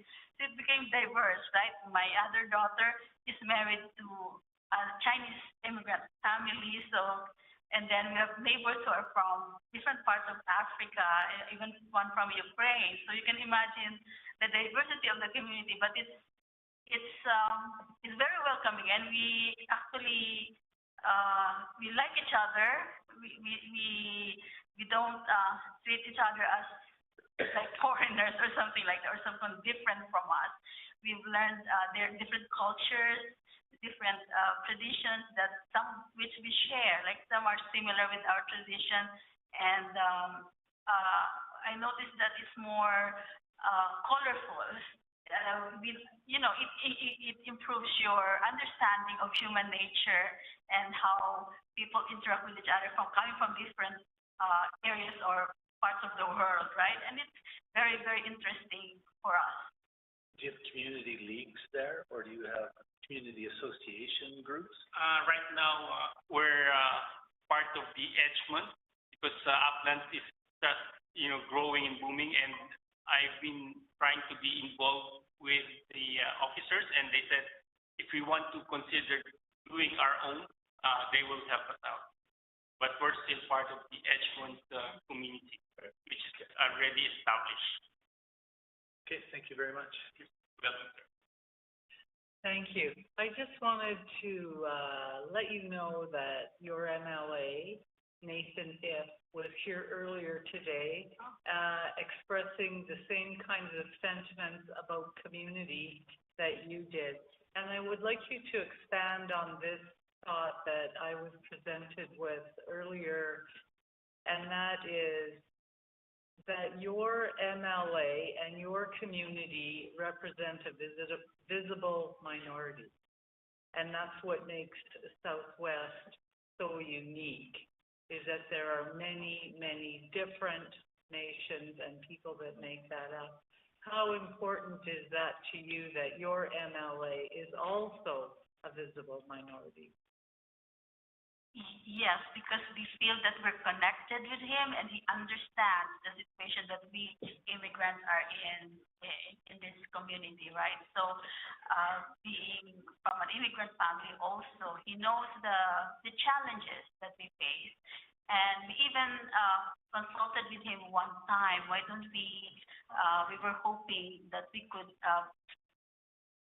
create a program, maybe, or a compilation of services that the community or agencies or organizations in the community can offer to individual, like immigrants or maybe people from other parts of Canada. Because sometimes, like even for us when we're studying, we don't know where should I go if I need to know something about this kind of service. What should I do? Who should I talk to? And there seems to be, I don't think there's a compilation or a particular, let's say, what do you call that? A resource that people can go to or can access that, oh, I need something like this, and then I can go, this is the person I talk to, this is the number I call, or this is the website that I go to. We consulted with Mr. Ip about that, if we could do something about it, and also we said you can offer our help maybe some way, maybe we call resources, call organizations who know what actually they can offer our community. So, but it's in the works. We have not done anything yet. We just asked him if we could do that. Yes. But he is very open to it, and he understands exactly that it's very important, and that he's willing to work with us on that. I just don't know when. We haven't agreed on the time frame when we're going to do that, but we agreed that we need it. We need that in the community. Thank you. Thank you for that input. I appreciate that. Thank you. Thank you. Julian? No, thank you again. I'm looking at a Google map here, which is always fascinating because I was thinking, gosh, where's that? Now I know. But I see here that there's a lot of construction work going on in your neighborhood. Yes, that's correct. And so it looks like you're in a very popular area because there's lots of scraped open ground immediately south of you as well. So obviously neighborhoods and shops are being put in. Yeah, they're starting the commercial center. Commercial areas. By 23rd Avenue and 199th Street. Yeah. Right. Well, thank you for that, because I'm very keen to know if there are imminent and tangible construction activities, and very clearly there are. And I think they're planning for, and we need more schools, and ETS would be, I think they can put an ETS terminal as well. You have city councilors to. Yeah, right. I know it's not yours, but just to mention. Yeah. Thank you, sir. Thank you. I don't have any question. I just want to say thank you very much for coming, and it really does You're welcome. genuinely help us get a real flavor and a picture for in Southwest and just the community as a whole. Right, So yeah. I just want to thank you very much for coming. Thank you also. I have a question or comment question. You realize that Edmonton Southwest will very likely have to be divided because the population is way too high. Right. So there's 76,000 people, and we need to get that down. So we'll be drawing boundaries to take some of the population out of that riding. So it would be, the border would be Anthony Henday, north and south? We're not sure yet. We're not sure yet. Okay. But we're gaining information in these public hearings to help us make the decision. So at least Nathan can run the south, I can run the north. Okay. So. Okay. Okay. Don't tell me straight. You opened that door. Well, it looks like you may have some people working for you here in the back. They're smiling. My question, the question I was leading up to is not whether you're going to be a candidate, but whether, what do you think of the name? So if we change it, do you have any comments or thoughts about the name of the riding? Because that's part of our job too, is recommend name. Can we keep ours? Southwest would be northwest, maybe. If they're gonna divide it into two, so Yeah. the one No, southwest. but the existing Yeah. one, Yeah. the existing riding, would you like to change the name? No, we're good for that. You like the name? Like it, Okay. like it. Okay, good. Well, thank you for this very lovely human exchange. We really appreciate your coming and We really your comments. appreciate your insight. Appreciate those. Thank you. Have a Okay, good night. Thank you. you're excused, but please remain in the gallery Okay. if you wish. Okay. Kaylin Hobb is our next presenter.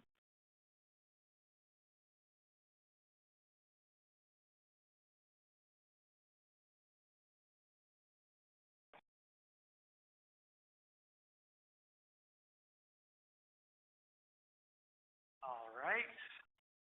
Got it on my phone, so I'll just do a moment. And we can keep that map up for Edmonton Southwest. Yes.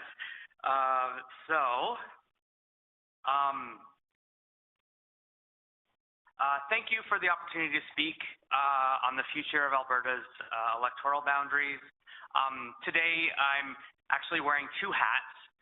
One as a citizen of Edmonton for the past 18 years, having lived and worked in many different parts of the city. And two, I am the constituency manager in the Edmonton Southwest Provincial Constituency Office with the great MLA Nathan Ip. So, yeah, I'm coming with both of those perspectives. Firstly, I was motivated to speak today because of Bill 31, the Justice Statutes Amendment Act, which removes the mandatory requirement that the Commission consider municipal boundaries when considering new provincial electoral boundaries. And I know the Justice Minister mentioned St. Albert and Edmonton, as well as Chestermere and Calgary. So Edmonton and Calgary obviously being the big cities, and St. Albert and Chestermere being the smaller kind of satellite cities. And as mentioned of communities of interest as a kind of a replacement concept. So I did want to touch on that because I do believe that the municipal boundaries act as some communities of interest in a way. So I'll first start about my personal experience having lived in a district that encompassed both urban and rural municipalities from 2007 and 2021. I did live in the federal riding of Edmonton Sherwood Park, and I'm sure this is relevant. Our member of parliament at that time represented mixed riding that included Fort Saskatchewan, Sherwood Park, as well as a few neighborhoods in northeast Edmonton. And one thing that I remember is I rarely saw my member of parliament, and it was difficult for me to contact them. I recall a time wanting an in-person meeting and saying it would take several weeks, but I could join or visit them at an event in Fort Saskatchewan, which was a 20-minute drive from my home, but I didn't live there, right? So, I didn't have a vehicle at the time. So I felt that one item was interesting. I did receive many newsletters, emails about events in those other cities, Shore Park and Fort Saskatchewan, and I did have a few pertaining to Edmonton. And I know that's a member thing, whatever the members and the constituency do, but at the time, I was on my condominium board and a member of my community league board. So we did have questions from neighbors asking who our member was. Is it this person? At one point, one of my colleagues on the my condominium board invited a different MP to an event just because they didn't know and a lot of the information wasn't out there. So there was that aspect of or a view of a lack of access and understanding, and I felt that a lot of my neighbors didn't feel as represented. On the flip side, our provincial boundaries and our municipal boundaries, obviously municipal is just within Edmonton, but the provincial was, at the time, Edmonton. We did see those representatives quite a bit, and it seemed like they were more connected with our community. So my point is, the riding was stretched too thin, trying to be everything to everyone, but not necessarily serving everyone as well. And that perspective is the federal versus the provincial at the time. I felt like the provincial representative was more representative and more available. So I wanted to mention that and the confusion with a lot of my neighbors. But as the constituency manager in Edmonton Southwest, I know that the riding will be redrawn. You mentioned it earlier. It's grown quite a bit. Yeah, so probably significantly. I understand that it's amongst the top 5 highest population growth amongst ridings in Edmonton or in Alberta. And you had mentioned that the population is, did you say 76,000 at the moment? Yeah. Yes, wow. So about 66,000 in 2021. So that's not very long ago. It was 45 with the last PBC. 45. In 2017. There you go. Wow. So quite a bit different. And I know that the neighboring riding, Edmonton South, has seen similar growth. Yeah, but I wanted to point out, and the last speaker did point it out as well, the diversity that was in the riding, and bring it back to the urban and rural differences, and the previous statement by the Justice Minister removing the municipal boundaries. So we are quite diverse in Edmonton Southwest. Half of the residents are of a visible minority. By the way, these are numbers that I pulled from 2021 census, so I'll just give percentages. I think that might be better, if that's okay. So 11% of the population originates from South Asia, 11.5% is Chinese, and 10% is Filipino, and then we have several different folks from different backgrounds. But the cultural makeup is what makes Edmonton Southwest and its neighborhoods not only unique, but what it is. Most of the neighborhoods are new, built within the past 10 or 20 years. And all of these folks from different walks of life have been instrumental in building those neighborhoods from scratch, being involved in community leagues, opening businesses, going to schools and churches. Walking into a church, regardless of the denomination, you see the diversity right there. And we do have a mosque as well. So yeah, those are some of the things that I'm hoping that the commission will take into consideration when the riding is divided up. I want to advocate to ensure that these neighborhoods are part of a riding that shares this diversity, this cultural connection. The neighborhoods being brand new, a lot of folks who come here come from different parts of Edmonton or Alberta, but also different parts of the world, right? So a lot of folks share that newness, that building together. So it's quite unique in some of the neighborhoods, Edgemont and Hamptons there. So it's quite exciting. It's something that I think is unique to different parts of Edmonton that are more established. Mr. Hobbs, yes. can I maybe get right to the point? Yeah, absolutely. Because of your rich resource and background as you run the constituency office, do you have a recommended suggested boundary whereby we can make a division in Southwest? Have you given some thought to that? Not necessarily like the boundaries themselves, but I do hope that they are within the Edmonton city limits. Yeah. One recommendation that I would have is the neighborhood of Edgemont, and then the smaller neighborhood, Stillwater, River's Edge. Those neighborhoods are bound for significant growth. So whereas... Are they below the river or above the river? So they are above the river. Okay. I guess between the river and then west of the Anthony Henday. Okay. So I guess on the map you can see Lessard Road. Yeah. So south of Lessard Road, west of the Anthony Henday, and then north of the river. So, and I don't have specific stats, but it's my understanding that the majority of that land is vacant, however, has been sold to developers and is currently under development, or is going to be under development in the next decade or so. So we're expecting significant growth in that portion of the riding as well, but also south of Windermere as well.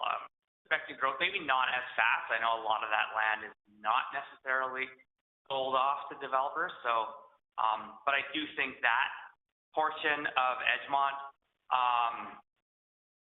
when included within boundaries, take into account that we could see similar growth that we saw in the past 10 years. Can I open it up for questions? Yeah, absolutely. Any questions? No, I don't think so. I mean, I think the people of Southwest Edmonton have represented very well here. Yeah. So I think we've got a pretty good handle. I mean, it's a challenging area, right, a growth, but understanding, and again, it does help very much to have your perspective. So thank you. A lot of diplomats live in Edmonton Southwest. They're very much ambassadors for that region. There you go.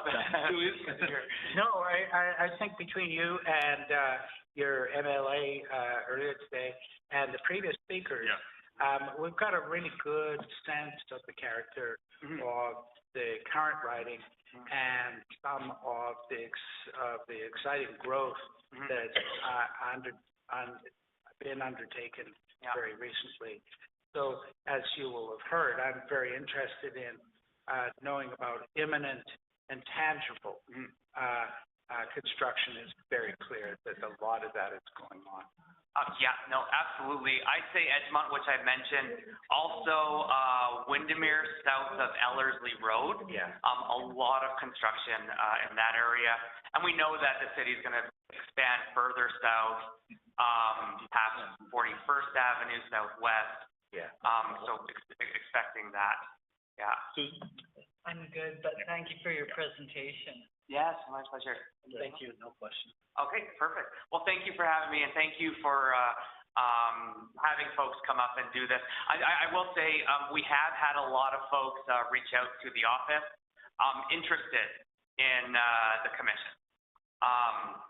So I don't know if that's unique to us, but we do have a lot of folks that recognize we're growing a lot. So our advertisement is working there. Advertisement's working, there you go. Okay, thank you very much, Mr. Hoffman. Yes, my pleasure, thank you. Next is Mr. Abdul Abati. Nope. Pedro Almeida? Nope. Oh, I was rushing here because I had 6 more. Okay. Abel Savard.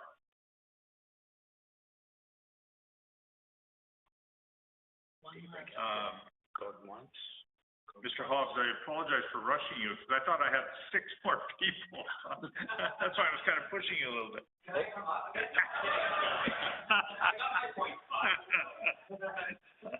Carolyn Walker.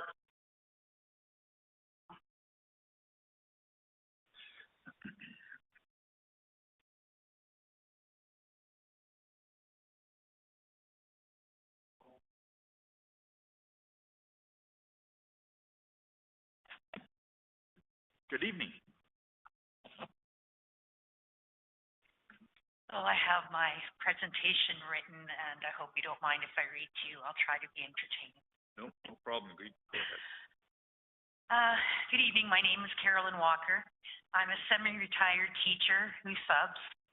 When I prepare to persuade, it is in my nature to look at all the angles that I can. This comes from my background as a debater in school, then as my work as a teacher and a school administrator. I therefore am aware of some of the legislative parameters, administrative considerations, and democratic principles of electoral boundary design. My presentation will work to convince you to keep Spruce Grove and Stony Plain together in one electoral district. My motivation for this action comes from being fairly newly retired and having a desire to become involved in my new community. My specific interests for this commission are to impress upon you the economic growth, cultural unity, community voice, and identity that would be negatively affected by the separation of Spruce Grove and Stony Plain in the electoral process and riding representation. As someone who has lived in many ridings across the province, I have an understanding of the difference between rural, urban, and semi-urban ridings. Rural ridings have many unique concerns, for example, in accessing services, in balancing protected land and growing needs for agricultural production. The semi-urban are concerned, for example, with transportation within the community and maintaining their cultural identity. Urban centers have to focus on things like infrastructure, densification, and as we heard earlier, the LRT. The unique relationship between our communities make them seem like one place with a short country drive in between. The speed is slow. There's even a walking and biking path right down beside the road in between the two communities. It is often in use by bikers and walkers alike. When we sold our acreage to come to town, we were eager to look at bungalows in either community, as it just seemed like moving to town to us. The low number of inventory at the time made it necessary to make a quick decision. We made a quick but good decision and now call Spruce Grove home. But I still think about what it would be like to live in historic Stony Plain. I can't imagine breaking up this electoral riding for any reason than to dilute our voice and damage engagement. Growth in our two communities has been rapid. Spruce Grove had a population of 42,513 in 2024, 12th highest growth in the province. 12th highest in the province in small towns, I believe, or smaller cities. Population of Spruce Grove has increased 3.75% year over year and increased 11.6% in the last 5 years. Should have brought my water with me. Since 2017, Spruce Grove and Stony Plain have grown 11.6 and 5.37% respectively.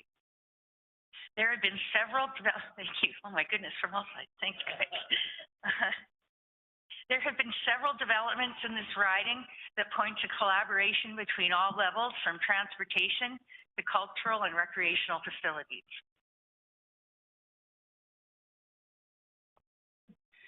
Spruce Grove numbers for building in the last year, I printed from the Stony Plain Times, the number of some permits that were granted in 2024. For example, there were 173 residential permits granted in 2024, with the average being 126 in the past, between 19 and 23. I didn't give anybody my notes, but if you want this little table, I can certainly leave it with you. And then there's commercial numbers are about the same. Industrial increased. Alterations and additions went up by a few percentages as well. What makes our riding special is the seamless integration of opportunities between two communities. Cultural opportunities are scheduled for both communities in a coordinated manner. Spruce Grove Transportation Plan includes planning with Stony Plain. People live in one community and work in the other. We shop in one, have a gym membership in the other. My friends live in both communities. We also share economic interests, for example, in transportation and logistics. People have family in both communities, and Catholics meet in between the two at the Holy Trinity Church. I feel that splitting our riding and attaching either community to a more rural or more urban setting would water down the voices from both significant and growing communities. It might even put us at odds in competing for scarce resources rather than having the cooperative relationship we do now. I can see it as a source of division for a new neighboring riding and within the new configuration, as our needs would be dissimilar from other members of this so-called new riding. It could even also contribute to a source of confusion and potentially keep people from voting, since our federal government has put us in the same riding too. In my opinion, splitting our riding and separating our two communities would be a disservice to democratic principles that we as Canadians have come to expect in our electoral process. Thank you for the opportunity to speak to you, and I hope you have no questions.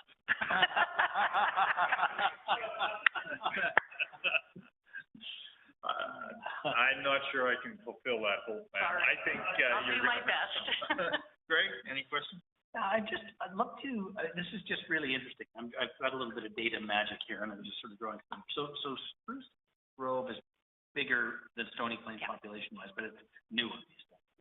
Stony Plain is sort of the more Stony Plain historic. is older, And are there some, so what's the natural kind of flow? I think you've talked a bit about that, right? But, it's a little tough when I look at it on a map compared to, you know, you who kind of live that every day. How much interaction do you have going into Edmonton? Is it sort of a, hey, go to Edmonton, maybe you go to school there, or you recreation or shopping, or is it all pretty self-contained, or how do you? Pretty self-contained. Of course, people shop in Edmonton. I'd be lying if I said they didn't. But I do believe we're getting a Costco. That'll be the end of that. You'll never see us again.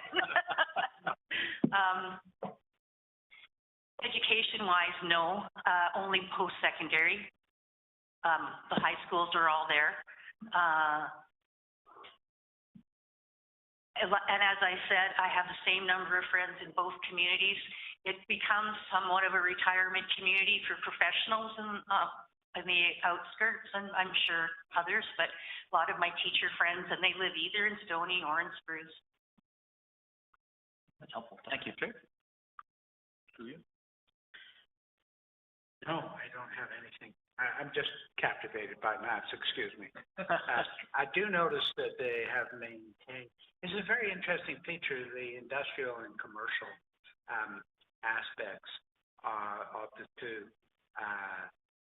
municipal, one's a town, one's a city, but in the case of Spruce Grove, all the industrials to the south of 16A. And the obverse is true with Stony, where the old town is south, and the commercial and industrial is all north.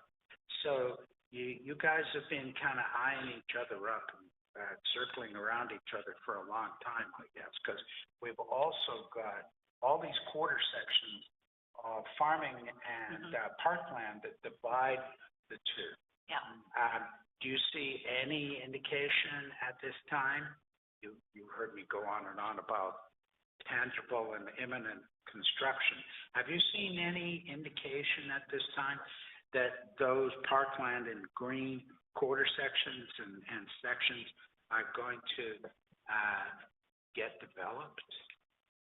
I don't know. Okay. I lived in Parkland County. I moved from that acreage and I worked really hard because I'm a teacher and I didn't look at that very much. Sorry, I don't really know. Okay. I'm sorry, I don't know. That's why I. Refresh my memory. Which side do you live on? Spruce? Yeah. Yeah, I live in Spruce. Oh, so you live, Yeah. okay. Yeah, And how long have you been there? a year. Okay. You obviously love this community. I do. I love Spruce Grove. But as I said, I was really kind of had my wagon hitched to Old Town Stony, but you know, whatever. We were happy to be in either community because they're so fluid and so connected. Okay. Susan, any questions? No, I don't. Thank you for your presentation. I'm just mesmerized by the unrequited love you have for Stony. It is a unique, right? Yes. Yeah. And, Thanks for highlighting it for us. and the numbers, you know, with 42,500 in one and almost 20 in the other, smack dab in the lovely number zone. Okay. If you can leave a copy with Sure, you Erin, can have. please do. Thank you. Thank you very much.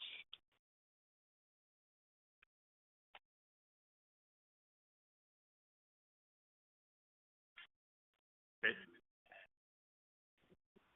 Oh, okay. Okay. Jared Martaller.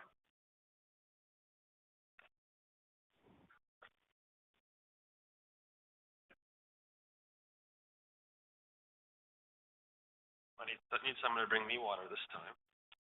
Thank you for making the time today. I didn't bring a slideshow, so only my words to listen to, unfortunately. So, I'm speaking again to Spruce Grove Stony Plain, and the Sorry, can you identify yourself? Oh yeah, my name is Jared Marthaler. So I'm making a similar point about the cohesiveness of these two communities. I'll introduce myself. I have deep roots in Spruce Grove, and my family has proudly called this community home for 3 generations. My personal history is deeply intertwined with both Spruce Grove and Stony Plain, from attending Mill Grove Elementary School to taking Ukrainian dance lessons at the Stony Plain Community Center. My formative years included countless interactions like sports events, where Spruce Grove Composite High School students competed both alongside and against our peers from Stony Plain Memorial High School. And I share this not merely as personal reminiscence, but to establish the profound and long-standing cultural, social, and practical links that inextricably bind these two municipalities. For residents, the line between Spruce Grove and Stony Plain are often blurred. We live, work, access services, and participate in community life interchangeably across them. This creates a powerful, shared community of interest that is vital to electoral representation. This deep integration is not just anecdotal, it is formally recognized and actively fostered through numerous shared services and collaborative initiatives, such as our integrated public transit system. Our communities benefit from a connected public transit system which encompasses on-demand local transit, commuter services, and vital, accessible transportation for our elderly populations and our people with disabilities. There's collaborative infrastructure development occurring all the time. Spruce Grove and Stony Plain consistently collaborate on significant capital-funded projects and shared facilities. Our respective municipal capital budgets reflect strategic allocations for infrastructure designed to support our collective regional growth and are often included in capital region plans together. We have shared housing solutions for the ongoing housing deficits these communities face. We address these challenges through unified effort. The Meridian Housing Foundation, as one example, provides essential, affordable, and supportive housing supports for seniors across Spruce Grove, Stony Plain, and the surrounding Parkland County. Furthermore, our collaborative regional housing guide offers comprehensive resources for residents across both municipalities. And lastly, just as one small example, We have a part of our shared identity and a real cornerstone of the community is the TransAlta Tri-Leisure Center, which services sports and recreation across the entire region. Beyond these operational economic interdependencies, there are significant political commonalities and a shared trajectory. The prospect of future amalgamation of these two municipalities is a recurring discussion, as evidenced by this geographic circling you mentioned earlier,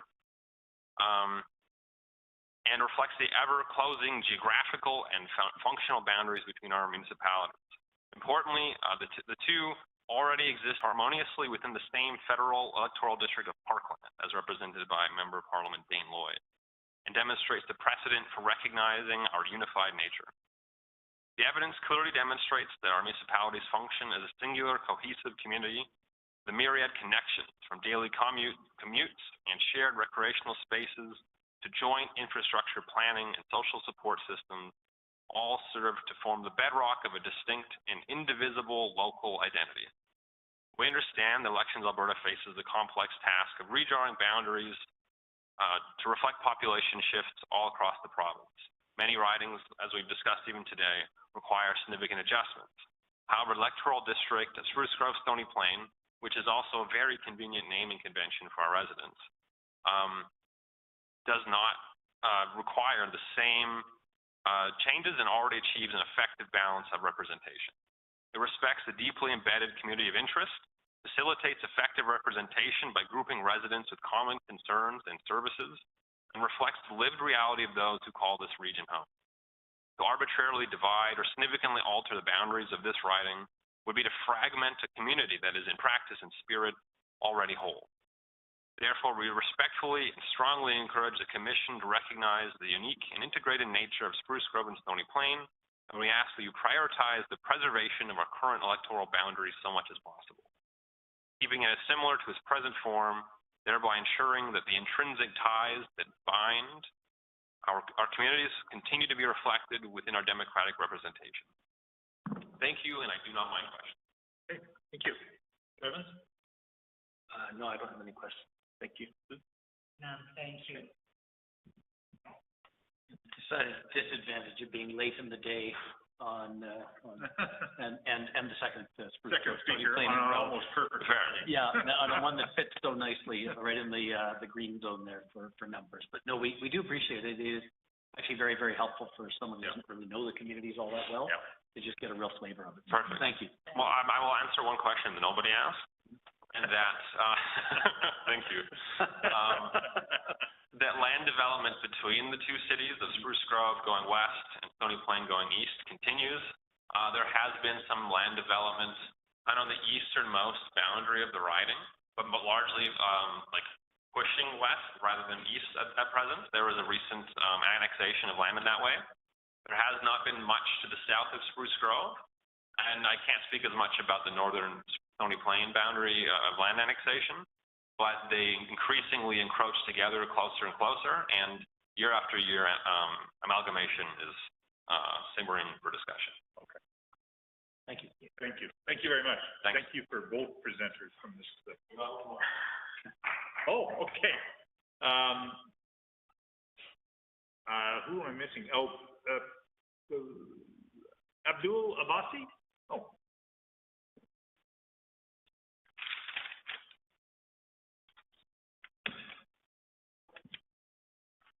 Good evening. Good evening. My name is, thank you so much for having me here. First of all, my name is Abdul Abbasi. I'm the Vice President External for University of Alberta Students Union, and I'm here today representing the voices of 37,000 undergrad students to speak about the critical importance of ensuring fair and equitable electoral boundaries that accurately represent a rapidly shifting population, especially concerning our student demographics. We have observed rapid and dynamic shift in where people live within Edmonton, and this directly impacts the student population. A significant trend we have noted is that students are increasingly moving outward from campus, often driven by the pressing issues of housing affordability. Looking at some specifics, between 2019 and 2023, several areas in the north and central Edmonton have seen substantial increases in our student population. The number of University of Alberta undergrad students living in major postal code blocks within ridings such as Edmonton West Henday, Edmonton Highlands Norwood, Edmonton Beverly Clearview, and Edmonton Meadows has increased by 30 to 50%. To give you a sense of scale, around 2,000 University of Alberta students currently reside in these specific ridings. The changes in the South Edmonton have been even more dramatic during the same period. Major postal code blocks in Edmonton Southwest, Edmonton West, and Edmonton Ellerslie have seen their student population increase by 44 to 55%. And what is particularly concerning about, again, the South riding is that they're all currently more than 25% above the average size. We estimate that around 4,000 UFA students live within these three ridings alone. The issue of oversized ridings, it is not, again, merely an academic one. It has tangible impact on our democracy. Oversized ridings can unfortunately devalue individual Albertans' vote and their representation, and it is imperative that students deserve to have their voices and votes count for as much as their neighbors. Furthermore, the demographic trends are not expected to slow down. In fact, they are projected to grow. Alberta's student age population is growing rapidly with an estimated increase of 40% between 2021 and 2025. Therefore, it is absolutely essential that any new seats that are created reflect the reality of this significant population growth, especially when it comes to students. Again, thank you for your time and consideration. Thank you for a concise presentation. Greg? Happy to answer any questions. Yeah, I just, maybe you can, your opening statement on students sort of going further and further out. Maybe you can just speak a bit to that and, maybe sort of some of the root causes of that, and if that reflects sort of a broader, is it a development issue? Is that sort of like things that we may need to consider in terms of that population? Is that population hollowing out, or are students being priced out? And just maybe help me understand that a little bit. Thank you so much. I think it's a bit of both. When we're looking at Garneau area, where University of Alberta main campus is mainly located, that has a 1% vacancy rate, and it's becoming really hard for students to afford housing. So that has been something that has been, again, we have seen students, especially they are living more near transit areas, so it's easier for them to travel. But we have seen students, again, moving away from downtown and moving away from near university. But secondly speaking as well, University of Alberta only plans to increase their population by 16,000 over the next 7 years. And it is important, again, the housing is not building up to that pace and making sure that we have that housing. So I would say those are the big reasons, affordability and increase in population. Thank you. Julia? Thank you very much to bringing our attention to the issues of students and the growth in the students as a significant part of not only the population but the economics of Edmonton as well. And we had a colleague of yours earlier, he's the president of the student union at MacEwan University. Then he was talking about students as well. And I would encourage you two to put your heads together on these sorts of things. But I take it, it's implied, I think, in your remarks about how students have to go away from the core, as it were, to find adequate housing opportunities. That's simultaneously a matter of where public transit goes, correct? Yes. So something that we have with the universities and post-secondaries across Edmonton is a mandatory U-Pass. So students pay $180 for U-Pass a semester, and they get unlimited rides, whether it's with the LRT or with transit or in buses. So again, students can, even if they're living further away, it's costing the same. But again, the time and everything is like students have early morning classes. It's really hard for them to come, and especially when we're looking at vulnerable populations, if they're living further away. Transit is not always so safe, especially when we're looking at women and or minority communities. Any questions? I was just going to add to Dr. Martin's comments. We also had a written submission from Grant MacEwan outlining the same kinds of problems. So for us, it's an alert or a red flag of where the population is coming from and the kind of numbers you're projecting with the U of A. So thank you for bringing that to our attention. Of course, and if it may be helpful to the Commission, we do have data from 2013 till 2023 in 3 years intervals of where students have moved. If that may be of importance to the commission, happy to again share that. Yeah. Anything you have to leave with Aaron? John, any questions or comments? No, thank you for the presentation. Mr. Bassey, I have some, maybe it's the lateness of the hour. I'm not sure I understood you on a couple of points. Just towards the end of your presentation, I thought I understood you to say that the University of Alberta is planning to increase student population by 15,000? Yeah, 16,000 by. That's going to be the increase. Yeah. So right when now. When I started university, the university was large at that time. It was 13,000. So right now, if we include grads and undergrads, yeah, it's around 45,000 students at U of A, and across Edmonton, I believe it's 110,000, 115,000 post-secondary students. Okay. So it's going to be an increase of 15,000 over what period of time? Over by 2033, only at U of A. So it also includes. Okay, so 8 years from now. Yeah, and the government of Alberta has estimated that between 2021 and 2033, there will be a 40% increase in student age population, as we have been seeing with them putting money into middle school and high schools. And once these students come to post-secondary, we'll see that increase more. And I missed, I thought you said at the beginning of your presentation that the overflow of students are spilling into 3 different ridings. Did you not say that? Yeah. So can you tell me which those are again? So I did mention few ridings. So when we are looking at like Edmonton West Ende, Edmonton Highland, and Edmonton Beverly Clearview and Meadows, that has seen an increase of 30 to 50% over the past, like between 2019 and 2023. But the South Edmonton, so whether it's like Edmonton Southwest, Edmonton West, and Edmonton Ellerslie, have seen student population increase by 44 to 55%. Okay. So anywhere between 30 to 55. Okay. So you can track that data very easily. Yeah, we do have some information from the registrar's office to see where students have moved in those years. And again, I'll be happy to share that. Good. Well, that's interesting. Well, thank you very much for your very clear, and I apologize for not hearing your process. Oh, no worries at all. Thank you. Thank you so much. Thank you. I believe there is Abel Savard.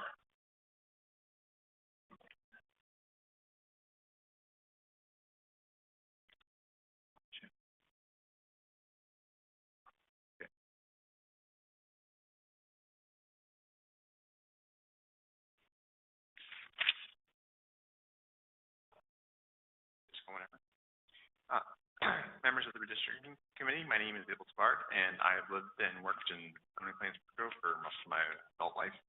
It's given me great pride to see these 2 communities grow and develop over time. I have fond memories of Main Street as a boy,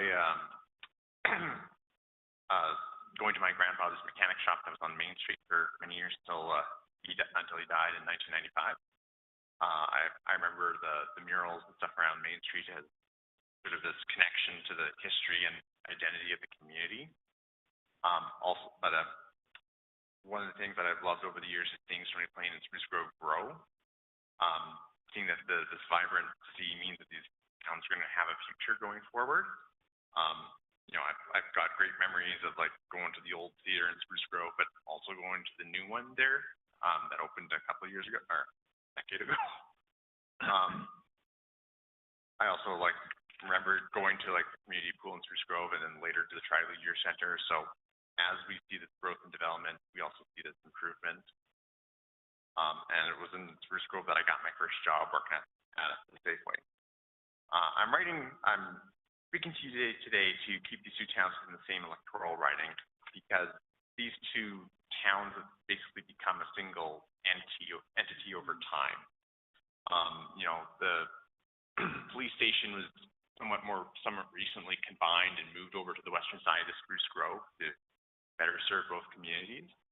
And I think if these 2 towns are divided up into different provincial ridings, this would be to deny the self-determination of these 2 towns to freely associate together and to form and shape their own unique community. Furthermore, when they would be divided up, they would be forced to combine with other different areas. I believe Spruce Grove was once part of St. Albert, or part of St. Albert, which necessarily means that you are going to be, one single representative is going to be representing a very different sort of set of interests and constituencies. And inevitably, they will have to choose which one to represent. And it'll probably be the one that they receive the most support for, leaving the other to languish, as it were. Now, there could be a truly exceptional person that could represent such a diverse and geographically disparate riding effectively, but I don't think that's really a possibility. And representative democracy has shown time and time again that the best form of representation is that of self-representation, a person of the community for the community. And I think it's the best way to go about doing it. Additionally, I've become concerned about political parties gerrymandering the district, making sure that they're excluding, voters that are, excluding neighborhoods that oppose them, including neighborhoods that support them. And I feel like this is a kind of a danger to democracy because it leads to these ridings where the politicians can't really be unelected over in any sort of normal election. And this would lead to stagnation, corruption, becoming entrenched with our political system. And in our current day age of populism and some other less savory political movements, I think having responsive public officials is the most important thing right now. I want to thank the committee for hearing my submission, and thank you for their time. Thank you. Any questions on this side? No, thank you. Just one really quick question, and I just realized that a few Spruce Grovers, there's been some newly, I think 8 quarter sections of land have been just newly annexed south of town. I'm totally putting you on the spot here with a potentially very technical question. I'm just reflecting on the mayor's submission, requesting that we make sure we include those. It's not a massive change. It looks like there's no population at the moment. Yeah, I know those areas are kind of empty down there. I can't really say about any okay, housing. No, that's fine. I just wanted to, I saw this, I thought I might ask. Yeah, it does feel like they're expanding southward for a while now. It's Right. Somewhat of a trivia question. Sure. Both the previous 2 presenters talked about discussions about amalgamation. Is that real? Is that imminent? Is that something that you know much about? I've watched the towns come closer together over the years. Like the police station, is located just smack dab in the middle between those 2 towns right there.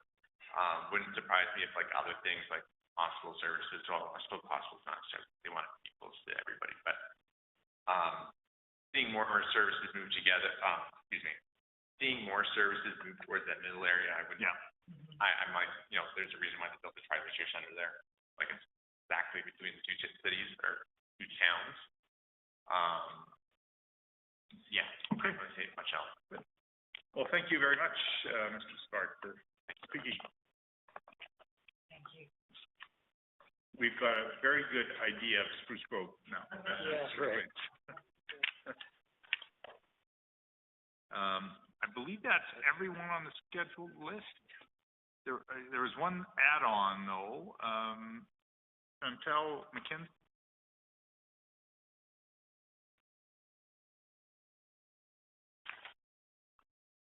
You did not have a reservation, but we found a table for you. Okay.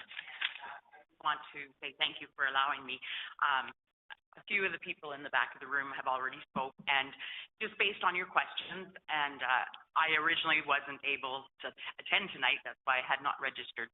But just to give you a little bit of my background, I was born and raised in Spruce Grove. I have lived there my whole life, and it's over 50 years. So that's, my parents actually still live in the same house that they bought in 1969, and they're in their 80s now, and they're still there.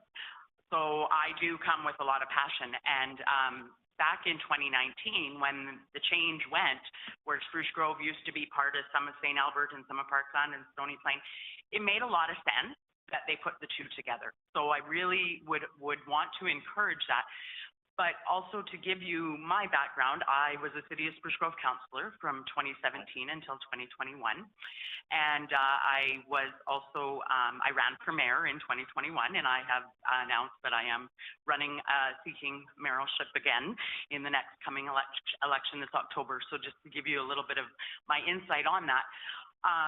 As a councillor working with Stony Plain Council, there is a lot of work together. The two communities have been amazing over the years, you know, whether it be transit, whether it be, you know, having the hospital in one area. Again, as some of my colleagues have spoke to, the Tri-Leisure Centre where we work with, as well as Parkland County, because the reality is these three communities really work well together.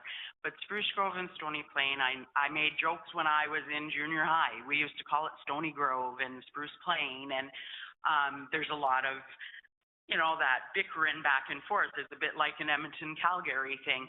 But the reality is we have transit that work in between both communities, all of that sort of things. And so there's a lot of similarities, whether we're looking provincially, federally, or at the municipal level, and where the residents have the same issues. So I just wanted to get up and speak to that. Yes, the current map does show the annexed lands I believe. So what was annexed, and that's when I was on council, is part of the land along, actually, I apologize. No, the Century Road is where it is. I can just show you. I'm gonna give you a microphone so we record this properly. I'll show you what page you go back. Okay.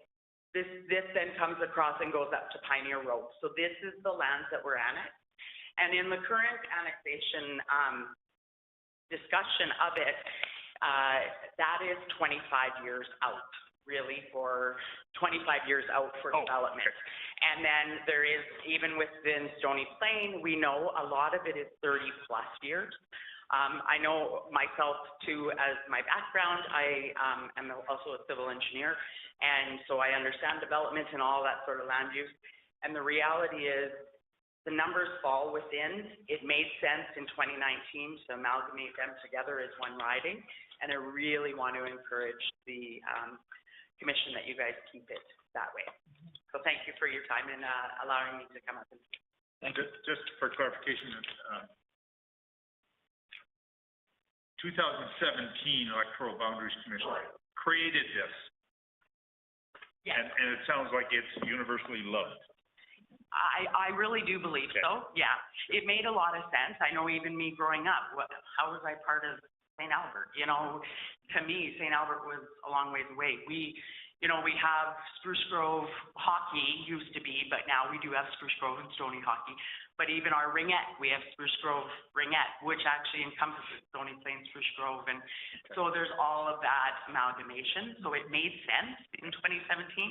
So it would be highly encouraged from a lot of us. Thank you. Any comments, questions? I appreciate the context on the annexation. Thank you. And thanks for clustering the presenters in such a way, because it makes, you know, after 2 solid days, our minds need help in focusing, so yeah. thank you. Well, in Spruce Grove, Stony Plain, we also have a great constituency association, and so that's where we've got some really good team members. And so I was going to let them talk, but based on some of the questions and because I was able to make it, I just thought I could provide some clarity. So thank you for your time and working on it. Thank you.